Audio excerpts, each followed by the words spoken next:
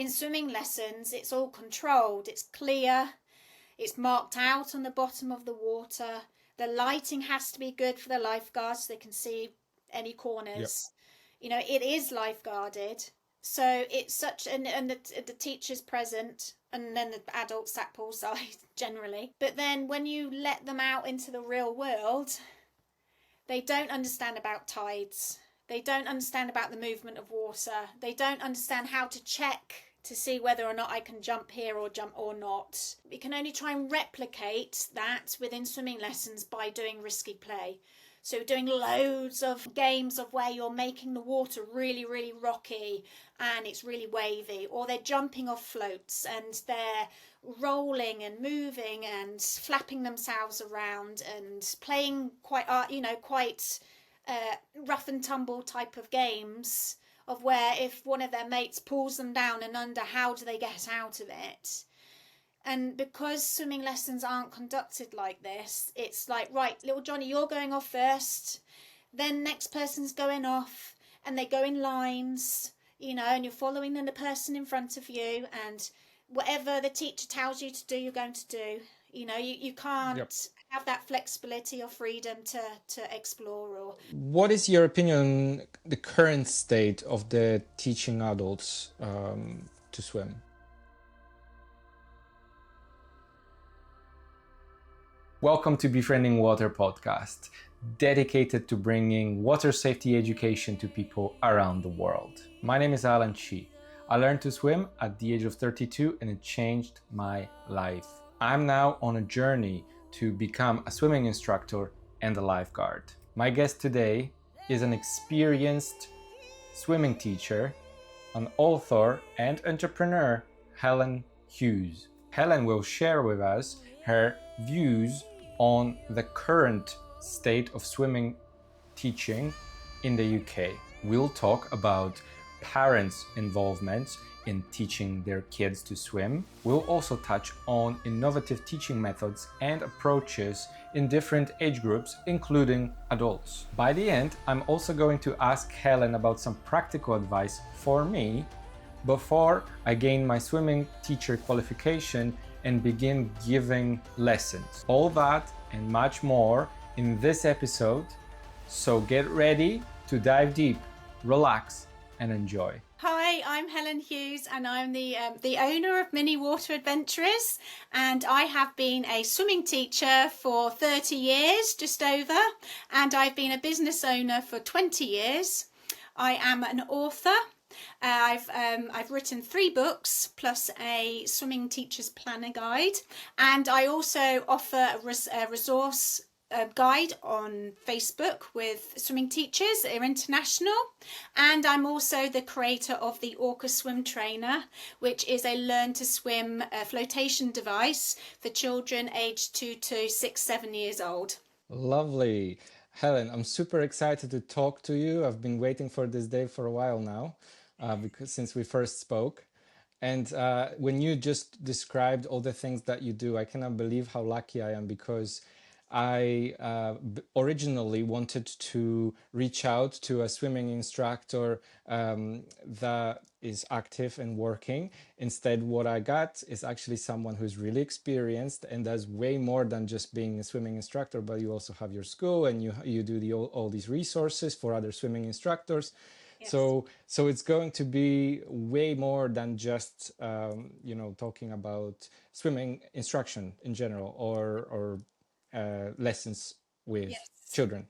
Okay, so I'm super happy. Well, thank you. And yeah, let's get to it. About it. Well, first of all, I would like to know a little bit more about you and ask you, how did you get into swimming in the first place? Sure, absolutely. So I started swimming competitively when I was 11 years old, and it was actually quite late in the swimming world for a child to get going. But I stayed competing. I got to national level, and at university I was also the girls' coach for the swimming team, and I then really started. So about 14 years old, we used used to have our training sessions on a Saturday morning, plus all the other days during the week. But Saturday morning, they obviously were having children's swimming lessons going on after we did our coaching sessions ourselves.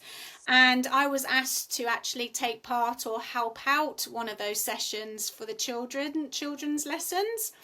And I just absolutely loved it. I had so much fun. I loved being around the children, and I think they quite liked me as well, having quite a fun personality, and it really sort of started from there. Is that I was a swimmer myself, so I've got that knowledge, but then also, and I competed at quite a high level, so our university group ourselves were number one for a while whilst I was at university. So competing was one of those experiences that I've also had too.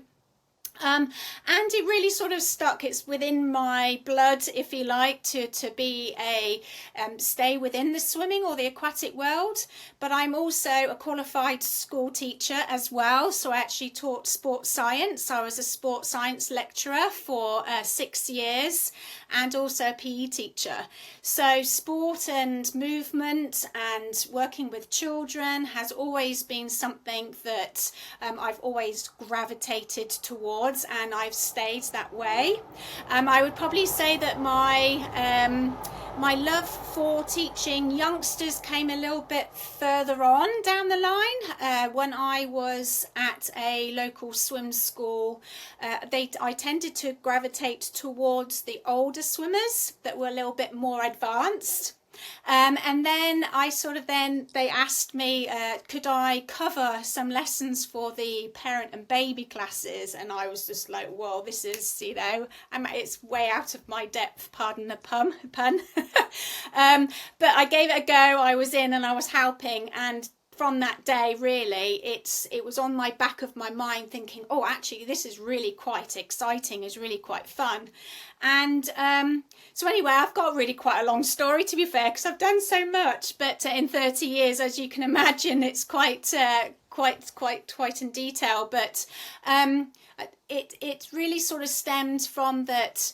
I ended up starting my own business at that particular time as well, because I think a lot of parents were a little bit unhappy, or not unhappy, but they didn't seem to be quite in tune with, or wanting, their children weren't really progressing in their swimming lessons. But then when they did come to my lessons, they really enjoyed being with me in the lesson. And it didn't seem to be that the parents had to almost like push and pull side to get in the pool, which is what they were doing with other teachers.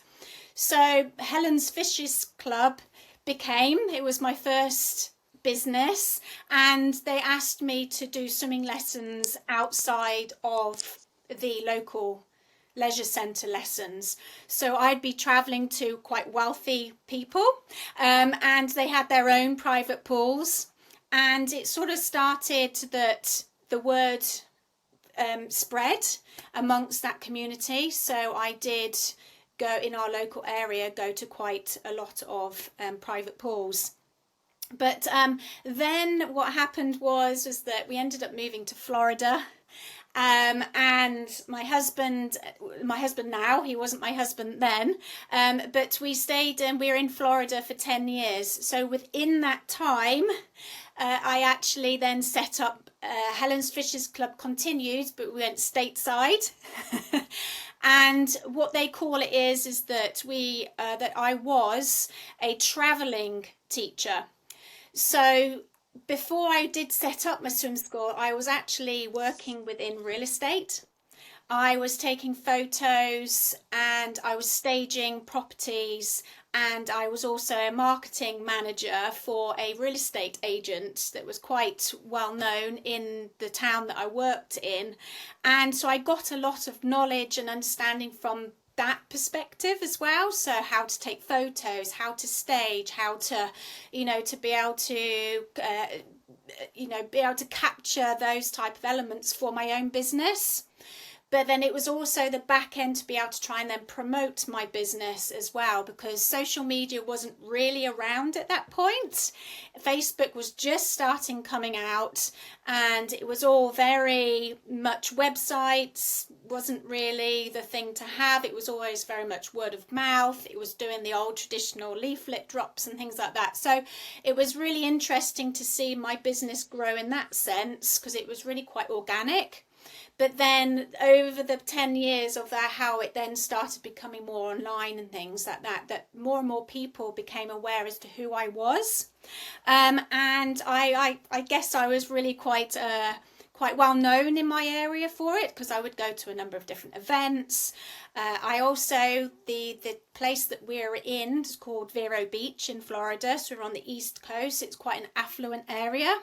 So I was actually asked by quite a number of well-known people there. So like the DuPonts, and also the Gillette family, the Bush family as well, the beer Bush family. You're dropping the names here. Just dropping your names there, but just a few sort of, well known. So, just to, it's interesting because over here, no one really knows that I've done that. And it's actually quite a big deal if you think about it. But again, people don't, they see you a little bit different here in the UK. And and we can always touch on that if you want to with regards to that. But it just shows that how the way that the internet and how you mix them and then how it's all word of mouth and things like that too. But then what happened was that I was headhunted to work with as an aquatics director in the local sports centre. Their swim school was really quite diminishing. There wasn't much going on, and the centre sort of needed someone to go in to change it round and to become, more happening and more swimming lessons going on. So I did. And I brought 95% of new members through the door for swimming lessons. And I also had a team of teachers that I had that worked alongside me that were fantastic. And but then what happened was that we ended up finding a house of where I was able to build my own pool.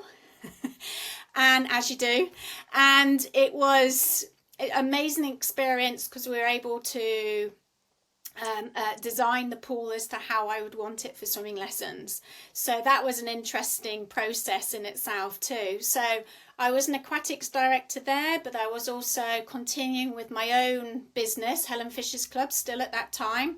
And it came to a point of where I couldn't do both. So I decided to leave and focus primarily on my business, and I did my lessons. So I went from a travelling teacher to aquatics director to then staying at home in my own facility, which was simply amazing. And then really it's I gained some experience working within that leisure, the sort of sport complex. It was called the Jungle Club at the time. It's now rebranded and everything now, but there was another swimming teacher that was there because basically you were self-employed, but you were able to run your own business inside. So they sort of gave me, the reins to be able to do what I wanted to do, really. As long as it was bringing income and bringing people through the doors, they were happy pretty much to just let me go ahead and do things. But there was a lady there, and she was conducting some type of survival lessons. And I'd never really come across them before because of my experience in a leisure centre. That was only really all I knew, and then my own experience of obviously being a swimmer and going through all the different leisure centres of my own swimming. And it really upset me. And I remember I was in the main pool and she was in what would be classed as the baby warm pool, and I would just hear screams, children screaming and crying, and Is it the one where they throw the child into the water? Yeah, it was and they were 10 minutes long, and then the next child would come in and then you'd hear the same. And I think at one point I did go and watch, and I couldn't stay. My heart was breaking, and I swore to myself that day that there's got to be more to it than this. And I knew how I was naturally conducting my lessons, but then I actively then started searching. There's got to be something that I can read and have in my hand to say that what she was doing was wrong. And it really, it stemmed from that day that it was my mission. I knew it was I know that this is what I'm supposed to be doing.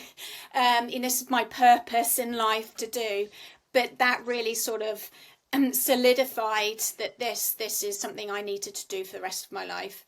And so that's when I then really started diving in and researching and reading everything that I could about child development and play-based approach, and looking into the ways that children learn even more so, and more of the younger age, so more babies, toddlers, preschoolers, that side of things. And I've not stopped really. I've continued. And I always say that every day is a learning day, and I'm always learning something new for sure. Till to this day, in 30 years, still learning. Well, that's perfect. You've got the right mindset to it. Yes. So first of all, what I want to say is that as you were going through those different steps, Yeah. immediately many of my questions that I have written down here are popping up, and they haven't been answered yet, but I can see that we can definitely cover them. One of them being the fact that you're looking into educating about Yes. the survival, for example, which is one of the questions I will touch on. Yes. Okay. And I'm almost like, because of my story, it's like you're a person that I would definitely want to hear from, as this little child that was growing up uncertain about water, and nobody could ever either answer the questions for me or give me assurance about certain things that I worried when I went to the water. So I'm definitely going to ask about that. And I love the fact that you took the time to list all those things that you did, because they will give us context about where your information is coming from, and your experience, that some people need a little bit of a reassurance that what they hear is from someone who's qualified to give those answers and things. So I'm super happy that you did that. Now, before we go into the questions, because I've got quite a few of them, Okay. I want to ask about the time before you were 11 and you started competing. Okay. Okay. So as a child, when you were growing up, when did you first start swimming, and how was approach of your parents to get you to swim, and if they did swim at all? Yes. No. Absolutely. So, I was thrown into the pool by my dad, Right. and I was 2 years old. And basically they would say they just threw me in, and then it was up to me then to get to safety, I Right. guess, to the edge. And to be honest, uh, it didn't make, I enjoyed the water. So for me, it didn't make a negative impact. And Right. it didn't have, because my mum was in the water, so it wasn't as if my dad threw and then there was no one else there, and it was Hmm. like a sink or float type of thing. But I also was in environment, so we have a home in Spain, and we used to spend all our summer there and all our time at Easter there. So we were around the pool every day for 6 weeks. So my experience of being in and around the water was really quite positive. So even though my dad did what he did unintentionally, it was just what happened in those days. It didn't give me that negative experience, which I know a lot of children has led to, and I know we'll probably talk about that. But so, and then because I was there for so long out of the time and having that exposure, I learned to swim quite quickly. But And by yourself, or did you have lessons? no, by myself. Well, so when we got back from holiday, my mum would then take me to the local swimming baths, and I apparently, because obviously I can't remember being two, but apparently I was watching other older children, and they were jumping in and splashing around and having generally a really lovely time. So I wanted to copy them. So I did that too. So I guess my fear wasn't there because I was determined and had fun. Like my mum obviously wasn't like when I jumped in, or she didn't have any type of response in that way. She was very calm, it must have been, very calm and encouraging. And we kept on going, but I didn't have any formal swimming lessons.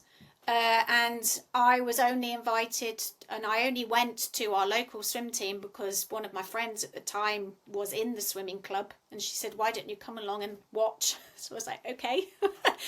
So I went along and watched, and that's when I was then formally into swimming. And I guess that's where you practiced the proper techniques and strokes and things like that. Yes, so they assessed me.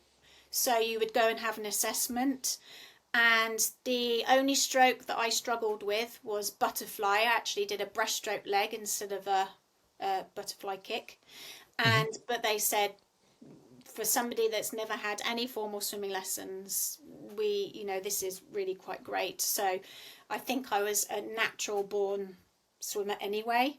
So that's so, but then it started from there that you would have to start at the lower end, and then you would work your way down the lanes to get into your, the higher levels, for instance. And I progressed through quite quickly, knowing that I guess I had that natural talent as well. So Right. yeah, But or I felt it. Not necessarily I mean, I'm not to say here that I was an Olympic, I wasn't Olympian or anything, but I think I just naturally had the moves that no one really needed to tell me too much all right. instruction.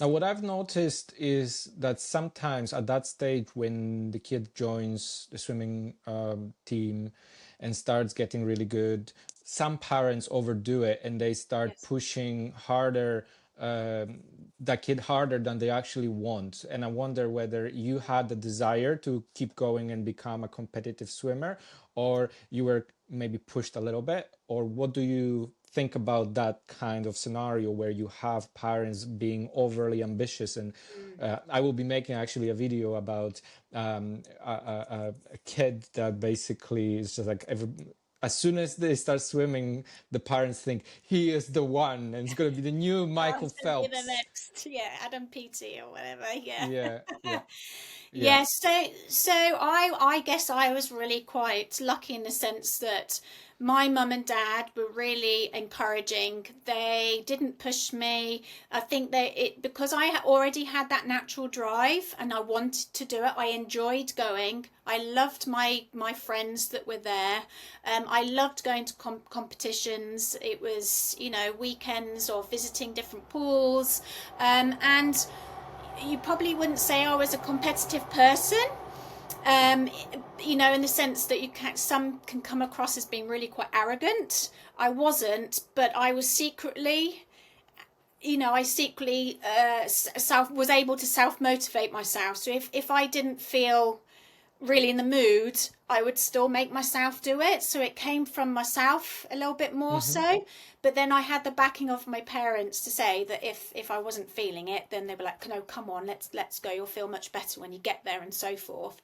So my dad was a very sporty person. He was he didn't play football or anything, but he was a runner. He did a lot of fell running, and he was again a very self-motivated person.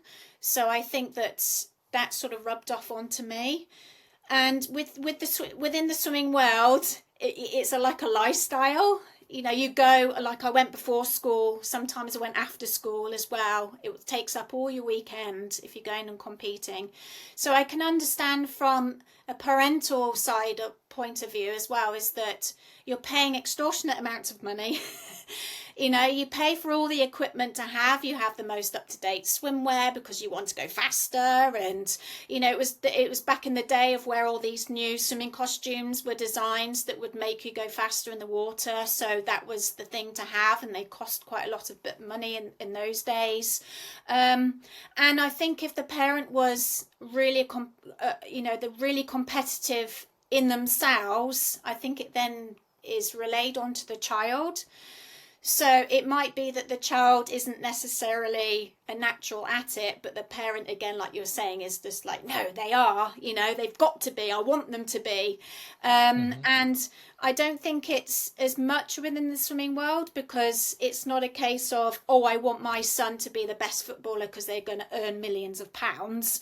You know, it's not really the same sort of world in swimming, because you just don't have that. Unfortunately, it would be lovely if we did, the amount of training that we have to do for it. But, and, you know, children can and will get burnt out. But that can happen with any sport or anything really, even if they're a musician or what have you, or you know, you can get burnt out if you keep doing it all the time, and then injuries start happening and things like that, and then you're off because of it. And I think because I started a little bit later, and then I made that decision to do it, I think that was a little bit different too. It wasn't something that my mum and dad said, "Oh, Helen, we've signed you up for swimming lessons, or we've signed you up to go into the swim team. You've got to go." I think my whole experience was really positive. We really enjoyed it. My parents were fully immersed in it, but not in the sense, you know, my mum was shouting poolside, you know, for me. And my dad was at the end of the lane. I was a breaststroker, so I was able to, you know, see my dad as I was swimming, going down, and when I was turning, he would be shouting at me, "Go!" You know, and my coach was really nice, and I think what it was is that our swim team wasn't classed as one of the best in our counties, so I think the pressure was off a little bit in that sense. I think if I'd gone into a club of where they were the number one in our area, I think that may have had a different impact. My parents decided that I was good enough to do that, but they didn't put me in that position. So I think that may have had a twist on it too. Well, that's really, you seem to have a very positive story.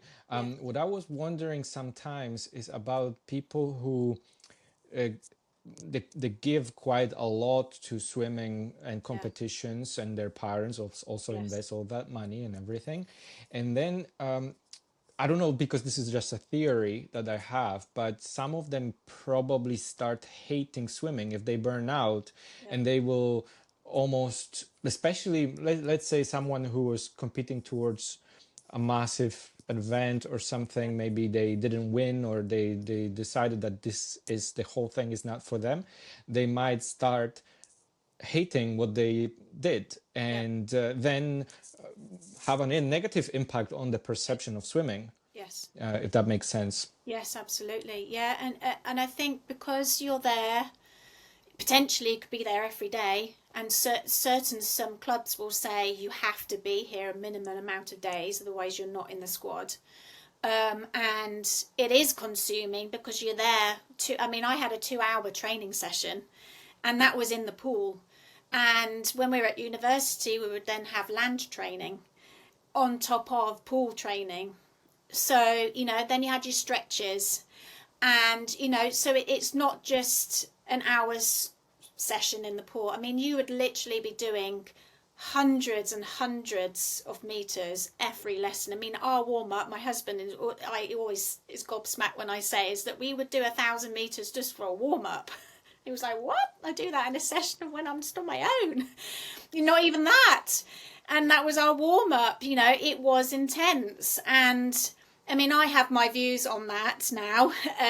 The fact that I don't think it's required or needed, but then I'm a sports scientist, so I understand elements of doing cross training and things like that. So, and I also think that doing other sports is really important as well, because that's when injuries of overuse comes into it. Because I remember one session I was at university, and we were doing a fly set, and I pushed off and started the butterfly stroke, and my shoulder popped out and it went back in again. But ever since that day, my shoulder was never the same again of being out, and I was a breaststroker and a butterflyer. So for me, it was just like, I've got to be careful here, because if that happens again, then I'm not going to be able to compete in that stroke. So I then had to take a little bit of a step back. But yeah, I could see how some people could be like, I'm never going in a pool ever again type of thing. And the sense is that it really does consume the whole of your life. Like, I used to turn up to swimming and I would smell of chlorine, and that was like my perfume. And people knew that I was a swimmer because my hair was wiry, you know, I was almost like turning green, my hair, and a really dry skin and smelling of chlorine. And you know, we laugh about it now, but you know, it could have gone the way of where I really don't want to be getting in the pool again. And I mean, even now, even though I am immersed in the world that I am, if I had the choice of just chilling out and not going to the pool, say on holiday, then I probably would choose to be poolside. Because I think also what happens is that you get bored because you're not going up and down. So just messing around in the water, to me, I can't do. I have to have a purpose in the water. So that's why I love teaching, of course, because I'm able to focus. But yeah, no, I can see why some people then do get sort of switched off. But generally, I love your energy. I love your energy because it's very positive. You're clearly passionate about what you do. oh yeah, absolutely. And I just, well, there's more to it than, it's more, swimming's, well, any sport really. I mean, I've always been into sport as a runner as well, but it really sets you up for life as well on certain things. Like, I never give up on anything. Because if I gave up during a race, then you're done for it, aren't you? It's really disappointing. And you know, in training, in swimming, you've got to get to the other end of the pool. I mean, you have to, otherwise you're just swimming in the middle of a pool. Yeah. So you know, I think swimming also, it's determined, getting up at 5 o'clock in the morning and then diving into a freezing cold pool of where literally you dive in and you come up and you go, and then off you go, you know, off you go quite fast to get yourself going. You know, how many people would choose to do that? I don't think many would. It's, you know, determination, perseverance, and you know, the confidence, the self-esteem. I mean, you're literally wearing nothing as well, aren't you? So for a female, for body image and things like that, and even for a male, you know, you wear the teeniest tiny little sort of, you know, shorts, what have you. So for body, self-esteem and things like that, it's you know, it's part of it all too. And it's really has given me a lot of attributes now as an adult, for sure, that I can now pass on to my own son, but then I can also then help with other children, which is why I think my purpose is here, to be a voice for a child. Well, just before I proceed to the next question, I just want to give you something for context, so you understand how important this conversation is for me as well. So I was supposed to go to a physical education university, or like what you call a sport science. Yeah. And I was all about sport all my life. Mm-hmm. And in order to get to that university, I had to pass a swimming exam, which I failed because obviously no. I didn't swim. And the funny part was that I am probably, I'm more courageous than I am skilled, and I jumped into that swimming pool anyways. I don't know how long I did, but for some reason I thought I will be able to do it. It was 100 meters in under, well, 2 minutes, right? Yeah, I think 100. So that wasn't that hard, but in no way I could do this. Okay. But the fact that you are, you know, a sports scientist, you've done all this sport lifestyle is like talking to someone who I wanted to be, but I never was because of the lack Oh, of being able to swim. Okay, so just so you know that this is very close to my heart, oh, the things that you're saying. Okay. yeah, okay. You can still do it. I thought about it, although I'm almost about to hit 40, so Never I too do young have to do it. I Never do too have old, a sorry. very I have a selection of goals and milestones that I want to hit, and one of those is becoming an ocean lifeguard, which will require Amazing. definitely working on my stamina and technique and many different things. Yes. There's few other things that I like to challenge myself and do these things. So Yep. as you know, I learned a swim from nothing. Yes. So they're on the way, and I wanted to try and see whether it's really not too late and Oh, if my body can take it. mhm. Now, in terms of the actual sports science university, I would have to reconsider how I would do it in terms of my time, because you have to Oh, allocate time for it. yes. But it's not something that I wouldn't do because of an excuse. I would say mainly from practical standpoint. Sure. But yes, I definitely see it as another alternative there to look into, right? Who knows where it could go? Yeah. And maybe one day we get to like sit down, have a like a barbecue or something. We can chat, um, properly about what could have been, Yeah. Um, but here I want to, make sure we hit on some very practical advice and tips. So from time to time, I will be throwing maybe a little bit of like a nugget about me, but I'll try to focus on yourself and the practical advice That's all for right. anyone who is either wanting to swim, learning to swim, or want to become a swimming instructor, right? Because Yes, that's basically the people who will want to listen to this. absolutely. So since I know now a little bit more about you and your journey, um, I would want to start talking about parenting and the relationships of parents and their children, where the children are starting to learn, or maybe when they don't want to learn for some reason. Okay. Yep. So I'm going to start by asking you, in your opinion, how early should the parents start teaching their child to swim? Okay. So I have a different couple of thought processes behind this, and I've tended to gravitate more to one side these last couple of maybe within the year or so, but um, I have a little bit of a love-hate relationships with parent and baby classes, and You mean I toddlers? yeah, so yeah, toddlers. So you have parent and baby. So parent and baby will be classed up to about 12 months old, and then you have parent and toddlers that tend to be 12 months to 3, and then preschoolers at 3, 4, and so Right. on. So with regards to, let's say, the younger ones where the parent is required to be within the water, then I feel as though that it's become a little bit too commercialized.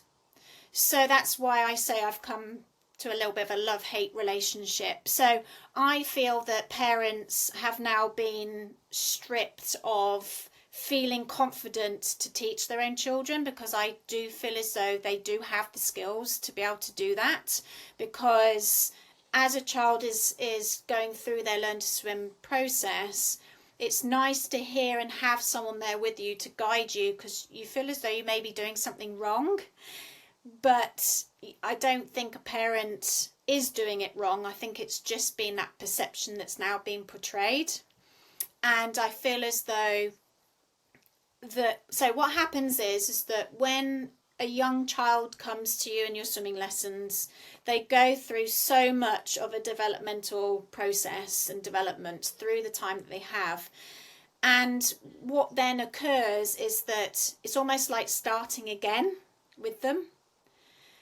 Because once they then become a toddler and they go through the toddlering stage, is that they become completely different to what they were when they were a baby. And then again when they're at preschool. So again, it's almost like starting again. What do you mean by different?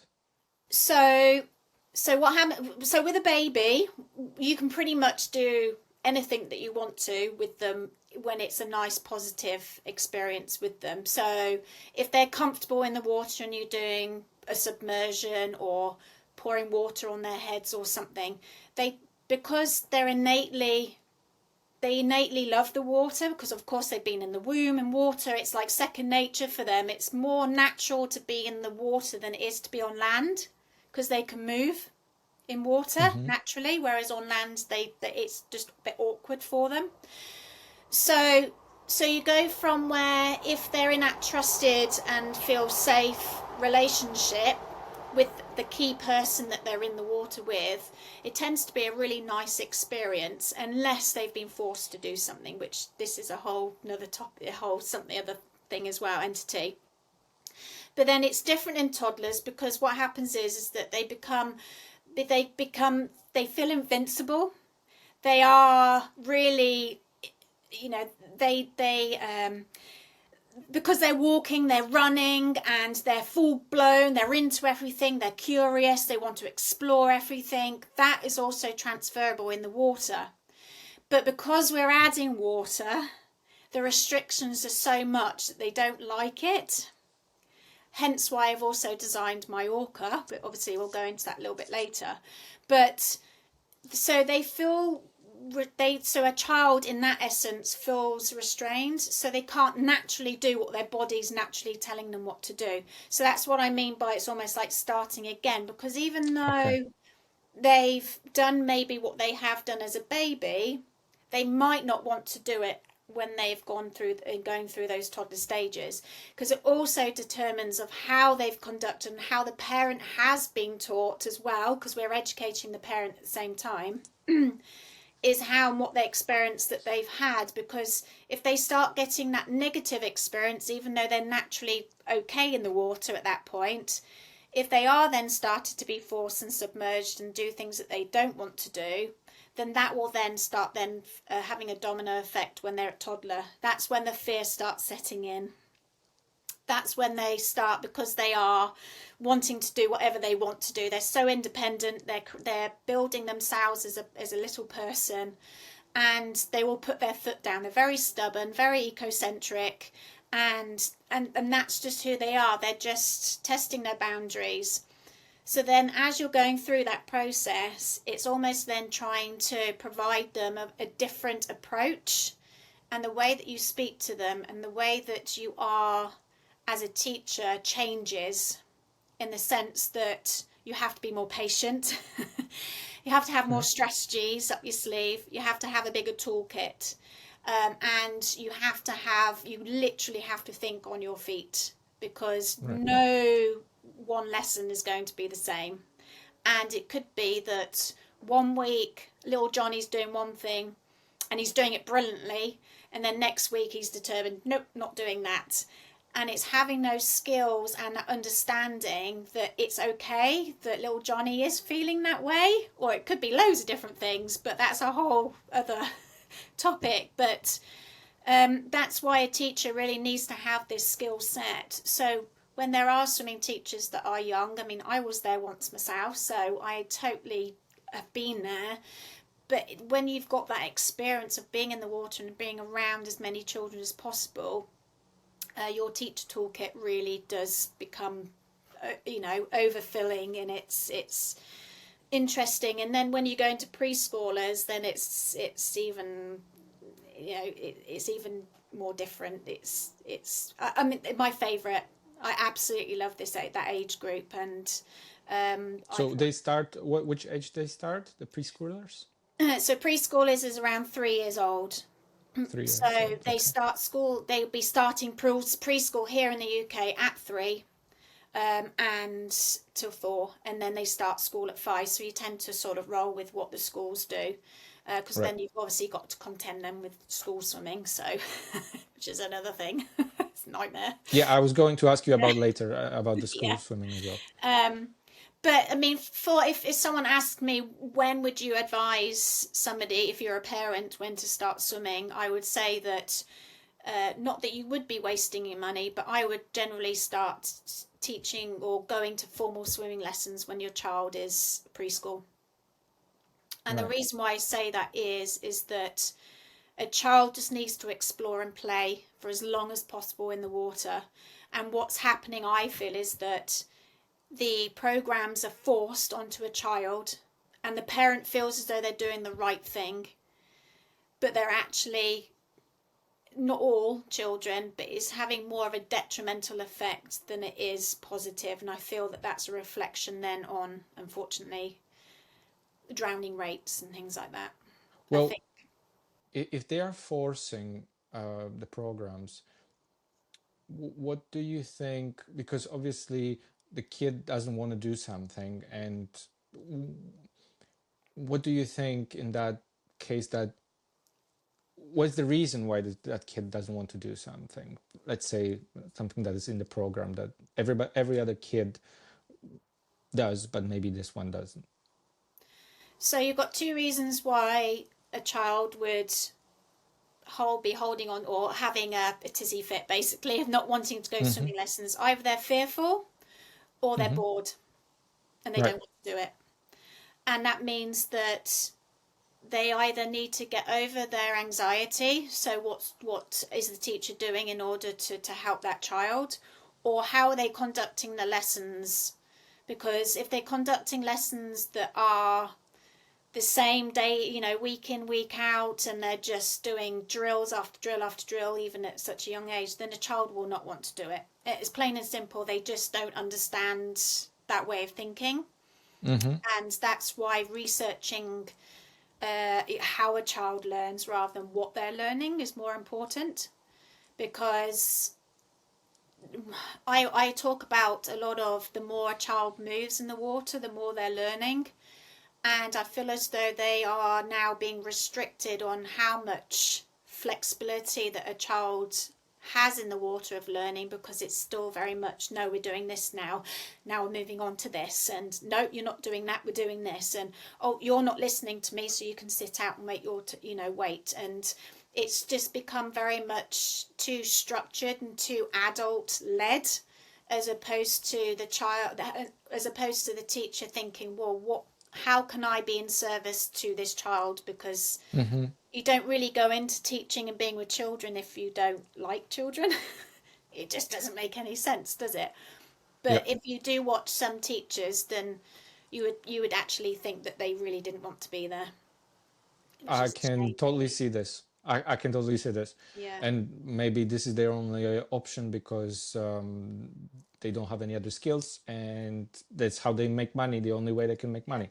Yeah, absolutely. I mean, it fits for for a teenager at college. You've got weekends where you can earn a bit of money, and you've got after college, of an evening if you want to do after school.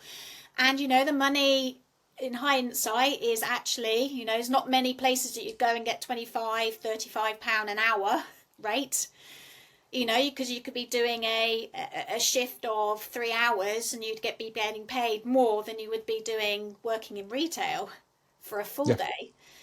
So I think that people actually think, oh, actually, like lifeguards, for instance, they tend to then go to swimming lessons because they're actually getting paid per hour double than what they're doing lifeguarding and sitting there. Which, it's great that they are doing that because they're watching and things, but ultimately I don't think at that age you've got the two different individuals, haven't you? You've got those that, no, actually I really quite see myself doing this long term and I want to do it, or you've got those that purely do it for money. Yeah, which Do you is. think do you think we have not enough people who do it for passion and really wanting to teach compared to just like doing it because that's the only job that they could be getting Mm. that's paid well? I, I Because I think, I was yeah. thinking, I was just thinking that maybe there is a way to bring more people into the industry that are maybe not there yet, because they think they never thought that they would be actually able to teach someone to swim Yeah. because they were not competitive athletes and maybe they were not really in swimming, for all their life. but they know how to swim and they could potentially get training and become a swimming teacher. What do you think about that?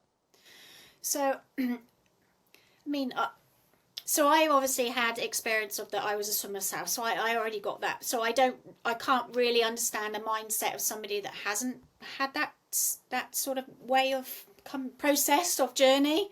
But I think the most important thing that if you see yourself as being a swimming teacher is that you have to have a love of teacher, but a love of children, in the sense that they're wonderful, they really are, but they are really challenging. And the reason why they're challenging is because you're finding it challenging, not because the child's challenge is challenging. It's because you're struggling with that behaviour. So they don't teach enough on qualifications how to deal with children in that sense, because, and that's why I say then is it's how a child learns, not what they're learning. Because you can learn how to teach someone front crawl, you can learn how to teach backstroke, because it doesn't change. That's just how it is. It's black and white, really. You don't see anybody do backstroke differently. It's the same. So essentially the skill sets of learning a stroke is the same. And that's drilled to you. But what you can't really teach in the sense of is that you've got to understand a child and their way of thinking. That's purely, if you don't understand that, they won't trust you. It's the soft skills. So I'm just saying in general, because when you're teaching a child to swim, I'm not teaching. I don't. I'm not teaching them to do the perfect front crawl or perfect backstroke from 2 years old. I'm teaching, or I'm facilitating, and I'm encouraging, I'm the motivator to be comfortable in the water. Because if they're comfortable in the water and they trust you as a person, they will do whatever you ask them to do. If you're asking them to put their faces down in the water, they will do. You won't have any boundary. You won't have any, you won't have anything that comes up for them to say, I'm not doing that, because that sort of happens when a teacher is not understanding that child. And when I do my courses and my workshops, I really try to say to a teacher is that you're doing a profile for every single swimmer that you've got with you, because every single person in your swimming lesson is different, and you've got to be able to provide an individualized approach, but in a group setting, which is really quite tricky. So that's where experience then comes from it. So I really recommend that a newly qualified teacher watches and observes as many lessons as they can and as many different teachers as they can. And the thing that they're watching are the children. And Right. they're watching the children because they will tell you everything. If they're enjoying it, they've got happy faces, they're smiling, they're getting on with it. You're asking them to do something, they do it right away. How the lesson's conducted, is the environment set up properly? So, it's actually more to the industry than one lets on when you first start it. And I think a lot of youngsters may be going thinking, oh, actually, teaching to swim is actually really quite easy, but it's not, because there's so much more to it than just teaching somebody to do front crawl and backstroke and so forth. Yep. Because Well, my immediate thought to that is because I have friends who have little children and they send them to swimming classes. I ask about that quite often, yes, and I had some interesting observations about that. So right, basically, firstly, I've noticed that some parents have a tendency to send that child to the classes and then not even verify or ask what they are learning, how yeah, is it going, what the progress is like. yep, Then also assuming that the child will be from now on forever safe in the water because they know how to swim. yep, And thirdly, they just seem like putting all the responsibility on that teacher, and none of them on themselves, and sometimes even they can't swim. So it's like, if the child was struggling, well, they're going to be relying on the kid to Yeah, save them. that's it. Yeah, which is why I go back to that love and hate relationship with these franchises and starting young, because I think they feel as that, parents do it from their heart, from the goodness of their heart, in the sense that we have to do swimming lessons because it's a life skill, which obviously we both know and everybody knows that it is, and it's really important to do. But I call it water wisdom, and I feel that children's lessons need to be changed in the sense that we're teaching them to be wise in the water and understand the water, and that includes the education of parents. Because yes, they are, unfortunately, they are sitting poolside, or sometimes they will leave. I've had experiences of where teachers are telling them, the parents, they have to go because little Johnny is not listening and crying out for mummy, so the only option is for them to leave. So that in its sense again is another whole other topic that I have massive opinions about. But they're either on their phones, if they are poolside watching, they're either on their phone chatting to their friend sat next to him, because their friend's also in the water with their child. And there is far too much ownership on the children, and I just don't agree with it, because it's all about layers of protection, and it's all about the layers of protection is having swimming lessons so that the child has exposure to the water. That's really essence of it, is it having exposure to the water as much as possible. And then the parents understanding why and what they're doing in the water, because then once they're not in swimming lessons, they can continue with that in time when they're together as, say, a family in water time. But they also need to know what drowning looks like, and also how they can deal with it if either themselves, their child, or another child gets into unfortunate circumstance where they need help. And I think that's also what's happening, is that nobody knows how to help somebody if they are in difficulty, because they're not listening, they're not watching, and they're not asking any questions. And there's a number of swimming schools that just don't offer any other follow-up. They just basically say to their parents, oh, Joanne has passed stage 2 and she's now going on to stage 3, and the parents like, oh yay, great, and they have no idea what that means. They have no idea what they've supposed to, the child has gone through in order to get now to the next stage. Or you've got the parent that is like, well, why isn't she in stage 3 yet, or why hasn't she gone up to stage 4? And the teacher's just like, because they're not ready to.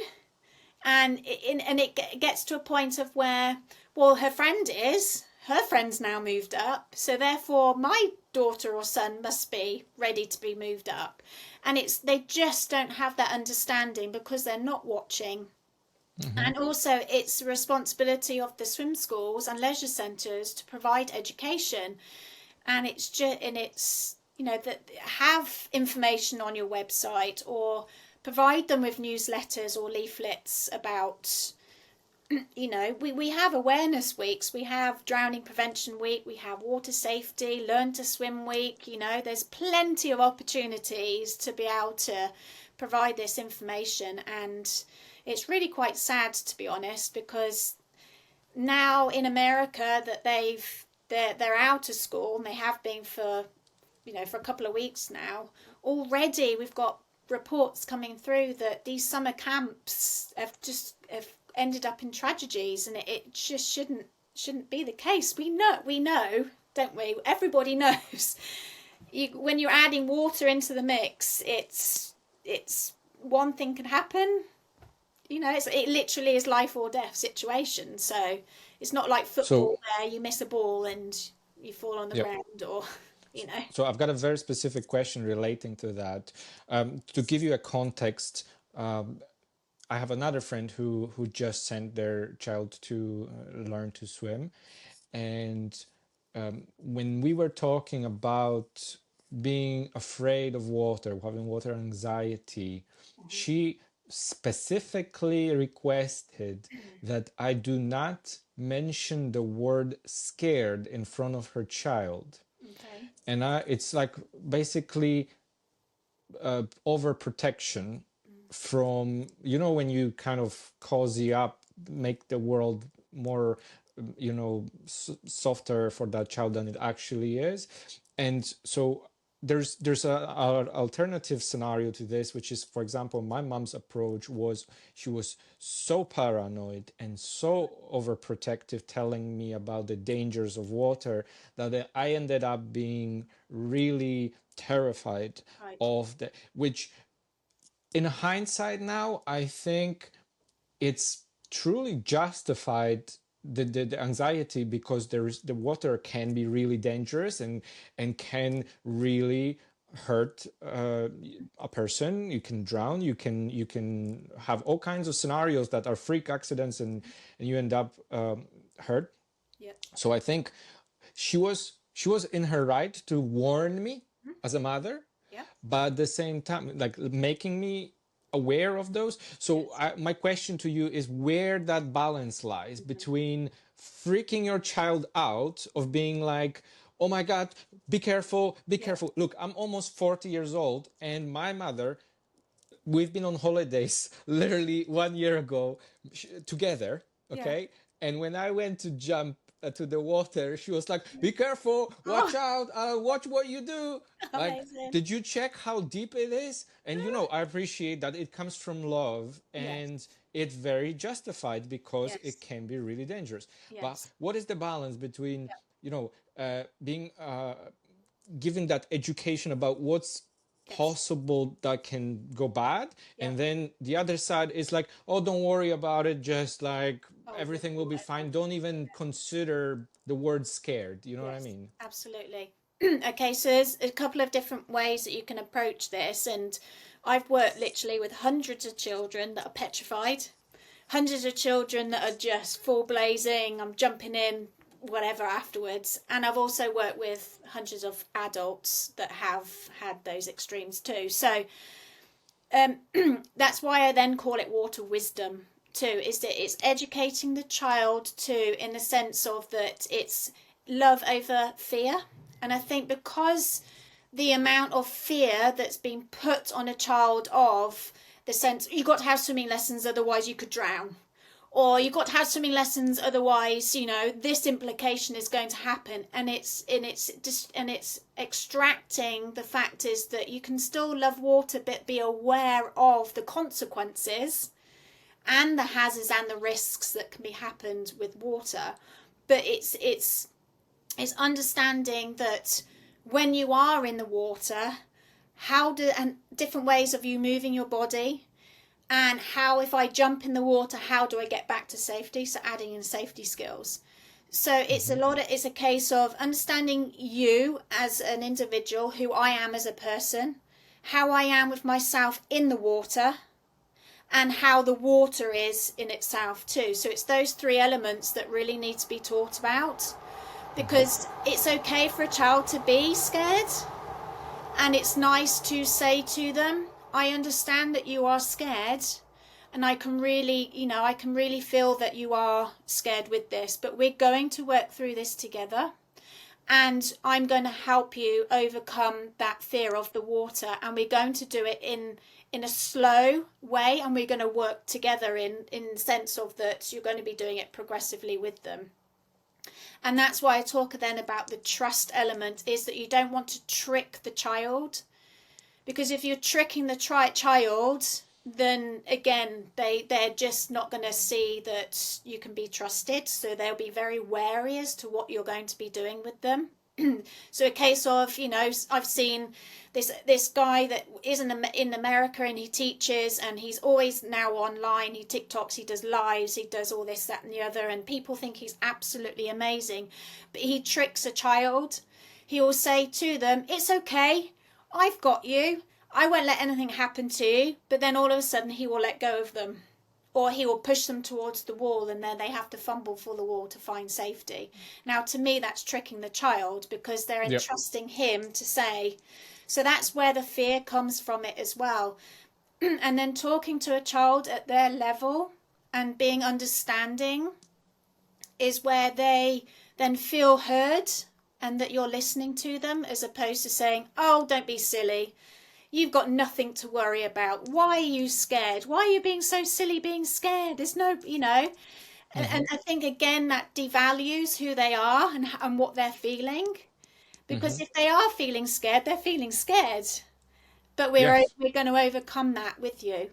And then the children that are overly confident, it's what can we do in order to keep them busy in the water but safely, again, which is why I've created the Orca for that reason. And even for the child that's scared, it helps too, but it's then reining them in to say, I love the fact that you want to jump in all the time, like 50,000 times. And I love the fact that you want to go under the water and you want to spend most of your time underwater. But let's do this, and or you put it into a game, or you put it into an activity, is that they're maybe swimming on top of the surface first and then going under the water and so forth. But would you mention to them? So let's say you've got a child that is not scared whatsoever. They love the water. They're extra confident. They do crazy flips and jumps and all kinds of things. Would you or would you not, or how would you approach telling them about, let's say, the dangers of, for example, jumping to water that is too shallow and then breaking their head, like the neck or whatever? How would you go about doing that? So the main thing for me is that I always teach parents, but hopefully teachers are doing this anyway, is that you would always start the lesson when you're in the water, so the teacher's in the water, and if a parent's in, the parent's the second person to get in, and then the child. So you're starting to teach them to be, yes, you want to get in the water, but these are the layers that we need to have first. So you're not going in the water unless a parent or an adult is in the water, and that needs to be ingrained within them. And if you know that a child's just going to be going gung-ho in the water, then it's almost like showing them and teaching them to, if they are jumping in, where are you going and what are you doing? So, you've got to have a purpose in what you're doing. So if they are jumping in, great, but where are you going? Are you just going to be swimming and treading water when you jump in? Or are you going to be swimming back to the stairs and then climbing out to come round and then jump again? Or are you swimming to mummy or daddy? Or, they've got to have that purpose in what they're doing. So then that drives them to change, to direct their mind of, actually, I love jumping in, but I'm going to do this, and then this is what I'm going to do next. But if I may throw something out there, because that's controlled environment, what about if that child is somewhere away at a lake with his friends and the parents are not around? How would we prevent them to do something stupid? Obviously we have to educate them, but like, where's that information going to come from, and how do you think we could give them to have that responsible mindset that they will not jump in or do something? I mean, it has to be education. It has to either be at schools or with parent. It has to be that the parents are there and present. Because drownings, primarily the high percentage is that when there isn't a parent there or present. Children do mess around and things. So, and the percentage again is really high with boys. In the 70s, I think it's 72 or 73% of drownings are male in that age range of being smaller. So unfortunately, you can't stop it from happening, because if a child wants to do that, which is why then, yes, swimming lessons, or having having that instruction, or somebody coming into to say, hey, hang on a minute, what you doing here? What's your thought process to want to just run and jump into a quarry? Why would you want to do that anyway? It's almost like, why are they putting themselves in that position of doing that? So I don't think if a child's going to do that, they're going to do it. But it's, again, those layers of protection is where is the parent, or where are adults in that situation? And But I'll take it at a different angle. Sorry to Yeah. interrupt. No, it's all right. So I just recently saw a video on Instagram that Mm-hmm. was showing a teenage boy jumping in. They call it tombstoning. Okay. And he jumped in from like, I don't know, it was at least 3 meters. Okay. But he jumps legs first. Okay. Okay. And the water was up to his knees, but you couldn't see it. Okay. He jumped in, went down, and stood up. Okay. Ooh. From like 3 meters. So let's say roll back the tape, and that the same kid is, let's say, 8 years old or 6 years old. Yeah. Okay. And I'm a father of that kid. How would I tell him not to do that? Like, what do you think? How would I go about it? Like, sit down with him and say, listen, you just learned how to swim. Should I show him a video like that? Because Yeah. how would you go about Yeah. educating that kid without traumatizing him by showing him something that he will remember forever, and he'll be scared? You know what I mean? Yeah. Yeah. Yeah. Well, it's all experience for a child, isn't it? It's just, they want to climb trees and they want to climb to the top, tippity top, don't they? As high as they can go. It's almost like then it brings in this element of risky play, is that children aren't allowed anymore to almost be, they don't know the difference between hazards or risks, and things, and what's, I wouldn't really advise you to do that, or it seems to be diminishing, and Mm-hmm. like playgrounds at school, if it's too wet they're not allowed to climb on it, or at break time they're not allowed to run around and play certain games anymore because of they're going to hurt themselves or things like that. So unfortunately that's one of the things that I feel as though I'm here to bring awareness to as well, is that we need to bring risky play back into swimming lessons for sure. And yes, I think that some type of, I don't know, some type of campaign needs to be shown, because otherwise a child's just naturally going to want to do it without the understanding as to what the implications are, because either somebody's told that kid or dared them to run and jump into that pool. Otherwise, why would you naturally do that? You wouldn't, as a human, unless you're a kamikaze type of person or you love to throw No, they yourself. didn't know how deep it was. They just No. didn't know how deep it was. Okay, so then that also, say for instance with my son, he's now 9. Whenever he came across any type of water body, like if it was a lake or a pond or something, I always taught him how to see how deep it was by using a stick. So if you put the stick in the water, then you would see the water line, and then you'd be able to see how deep the water is, because otherwise you wouldn't know, because it was murky. And like this, obviously this boy didn't know, did he? It was because it was a low tide, and a lot Right. of people don't realize that even the same body of water can Yeah. change the depth, Yeah. sometimes Yeah. hourly. Absolutely. Yeah. Yeah. Well, when we were on holiday last week, we were in Scotland, and you were able to, certain parts of the day, the water was so far out, and there was all this muddy and rocky area, and then by the evening that was completely covered again. Yep. And again, it's that exposure, isn't it? That how many children are exposed to different bodies of water. And this is why, again, I'll go back to being water wise, is that in swimming lessons, it's all controlled, it's clear, it's marked out on the bottom of the water. The lighting has to be good for the lifeguards so they can see any corners. Yep. It is lifeguarded. So it's such, and the teacher's present, and then the adults at poolside generally. So it is such a controlled environment. But then when you let them out into the real world, they don't understand about tides. They don't understand about the movement of water. They don't understand how to check to see whether or not I can jump here or jump or not. Yep. It's not. It's then providing them.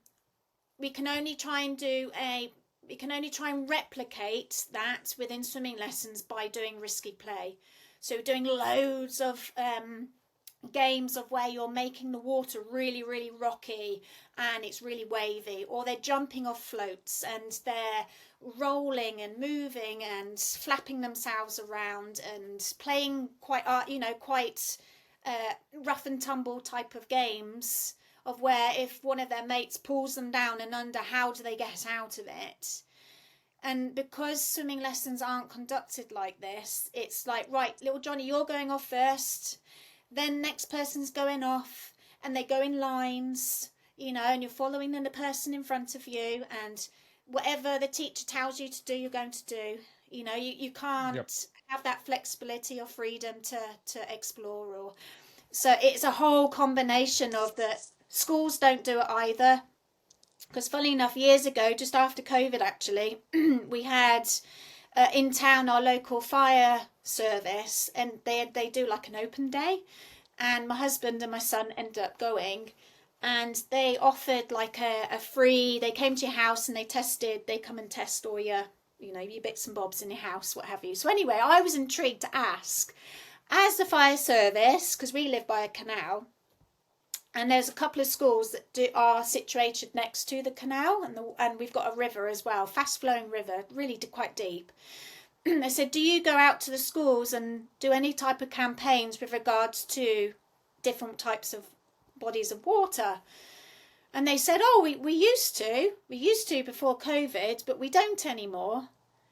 And again, I was really quite shocked that I feel as though it's part of a service, so the fire service, or I mean, not necessarily the police, but to again go into schools and talk about it. And I went into a nursery a couple of weeks ago to talk about water safety, and because it was dry land, people seemed to think it was really tricky to talk about water safety because there's no water. But we played games about sinking and floating, what sinks, what floats, why does this sink and why does this float, so science. Or I had beach flags. Okay, so what's this beach flag? And it means that you're allowed in the water, so they would run and pretend to swim. Or there was a flag that was to do with marine life or something, so then they would pretend to be fish. So as long as they're and it's little bits, isn't it, as and when they're younger, and keep it going throughout, and start young at nursery and start young with parents knowing and what sort of information to give to them, so that they can then pass it on, so that when they are at the age of where, oh, I'm going to jump in, they've already got that sort of fundamental or that foundation of that understanding to know, actually, I should wait first. I actually think I need to go and check that water first before then I jump into it. Children are so used to being told what to do all the time, is that they've almost like lost their own thought process, their own, they don't know their limitations. They don't know how much they need to put into it. They don't know their own strength or their own capabilities, because they're not really allowed to show that or feel it or experiment or explore. That's taken away.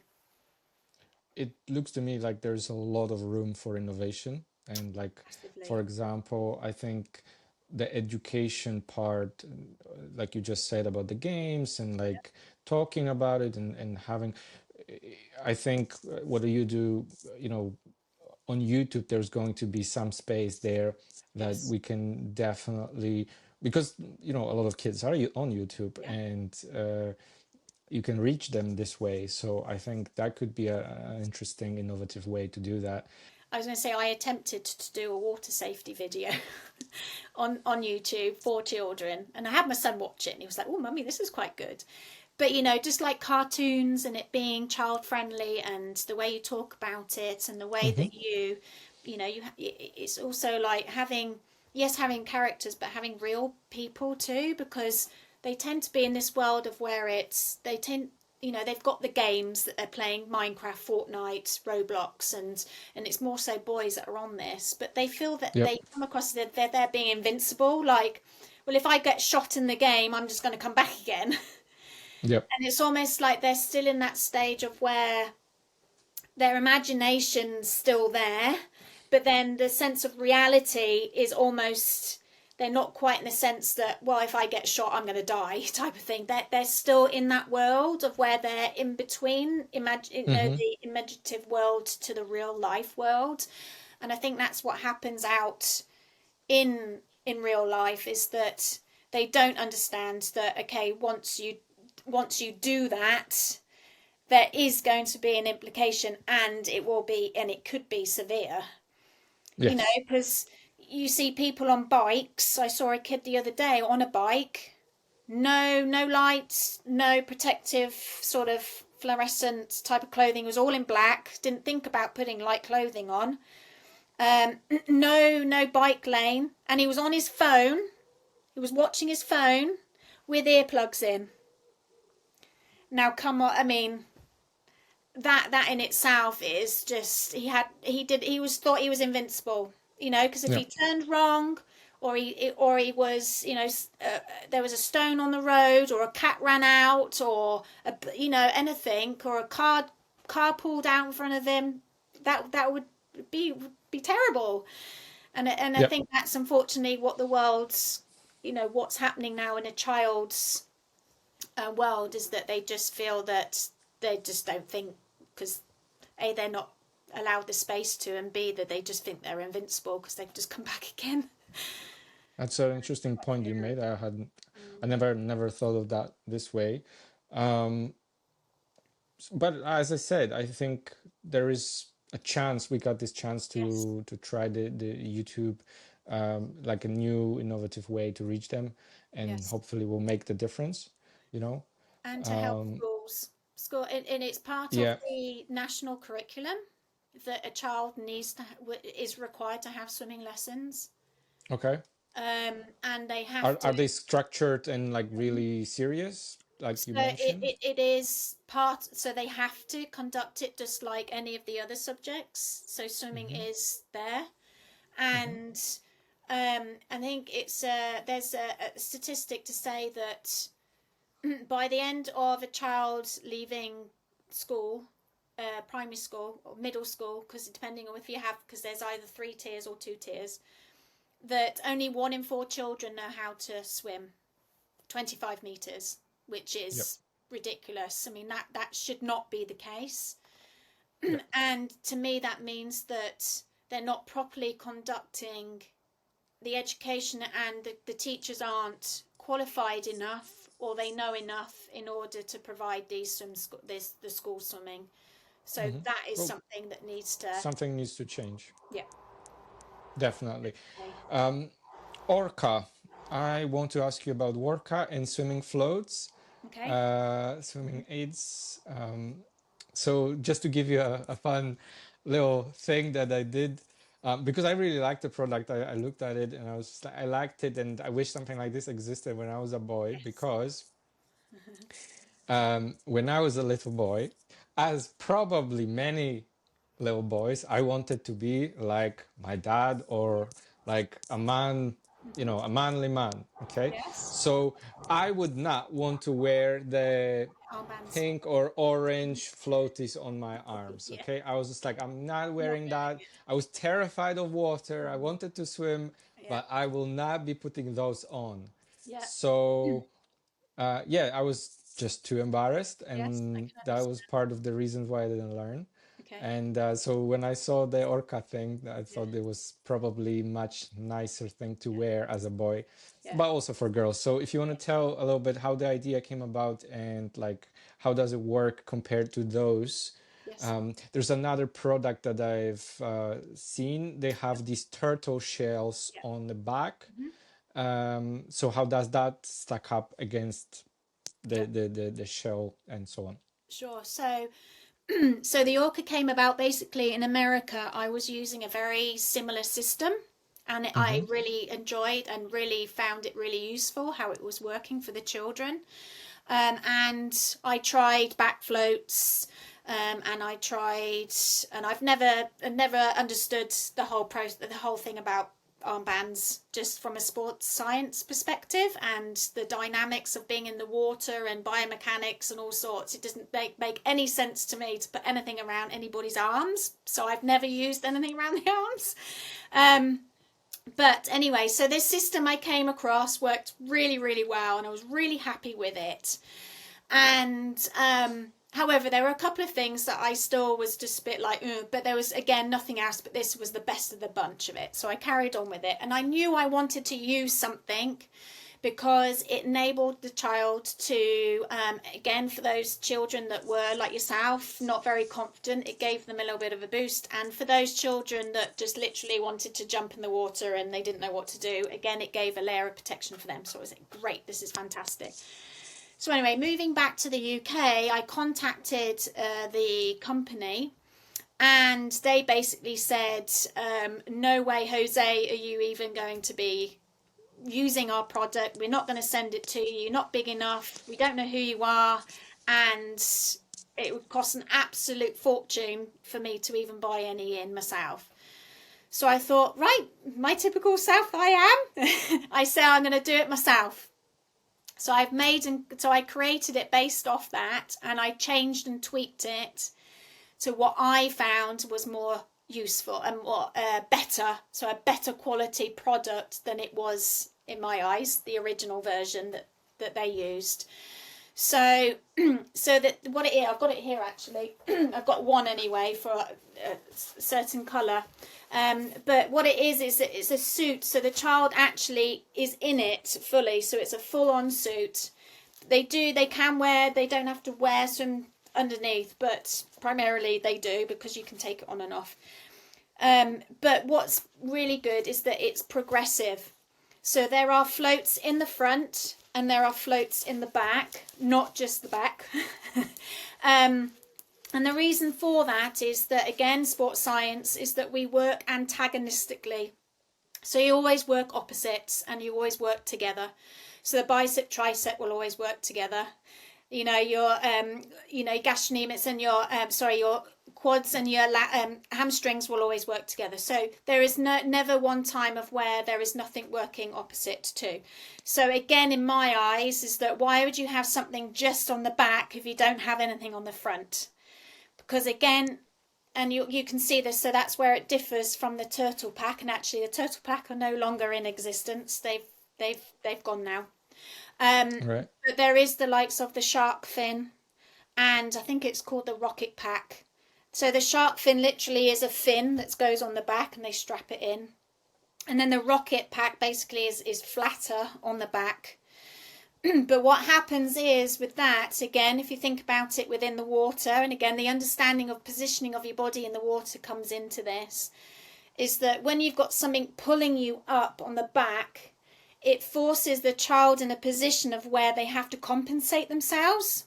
Right. Which is why you need to have equal, so it's working together as naturally as possible. Otherwise, we would have a really big back, wouldn't we? And we'd have nothing on our front, which is why God made how we're made.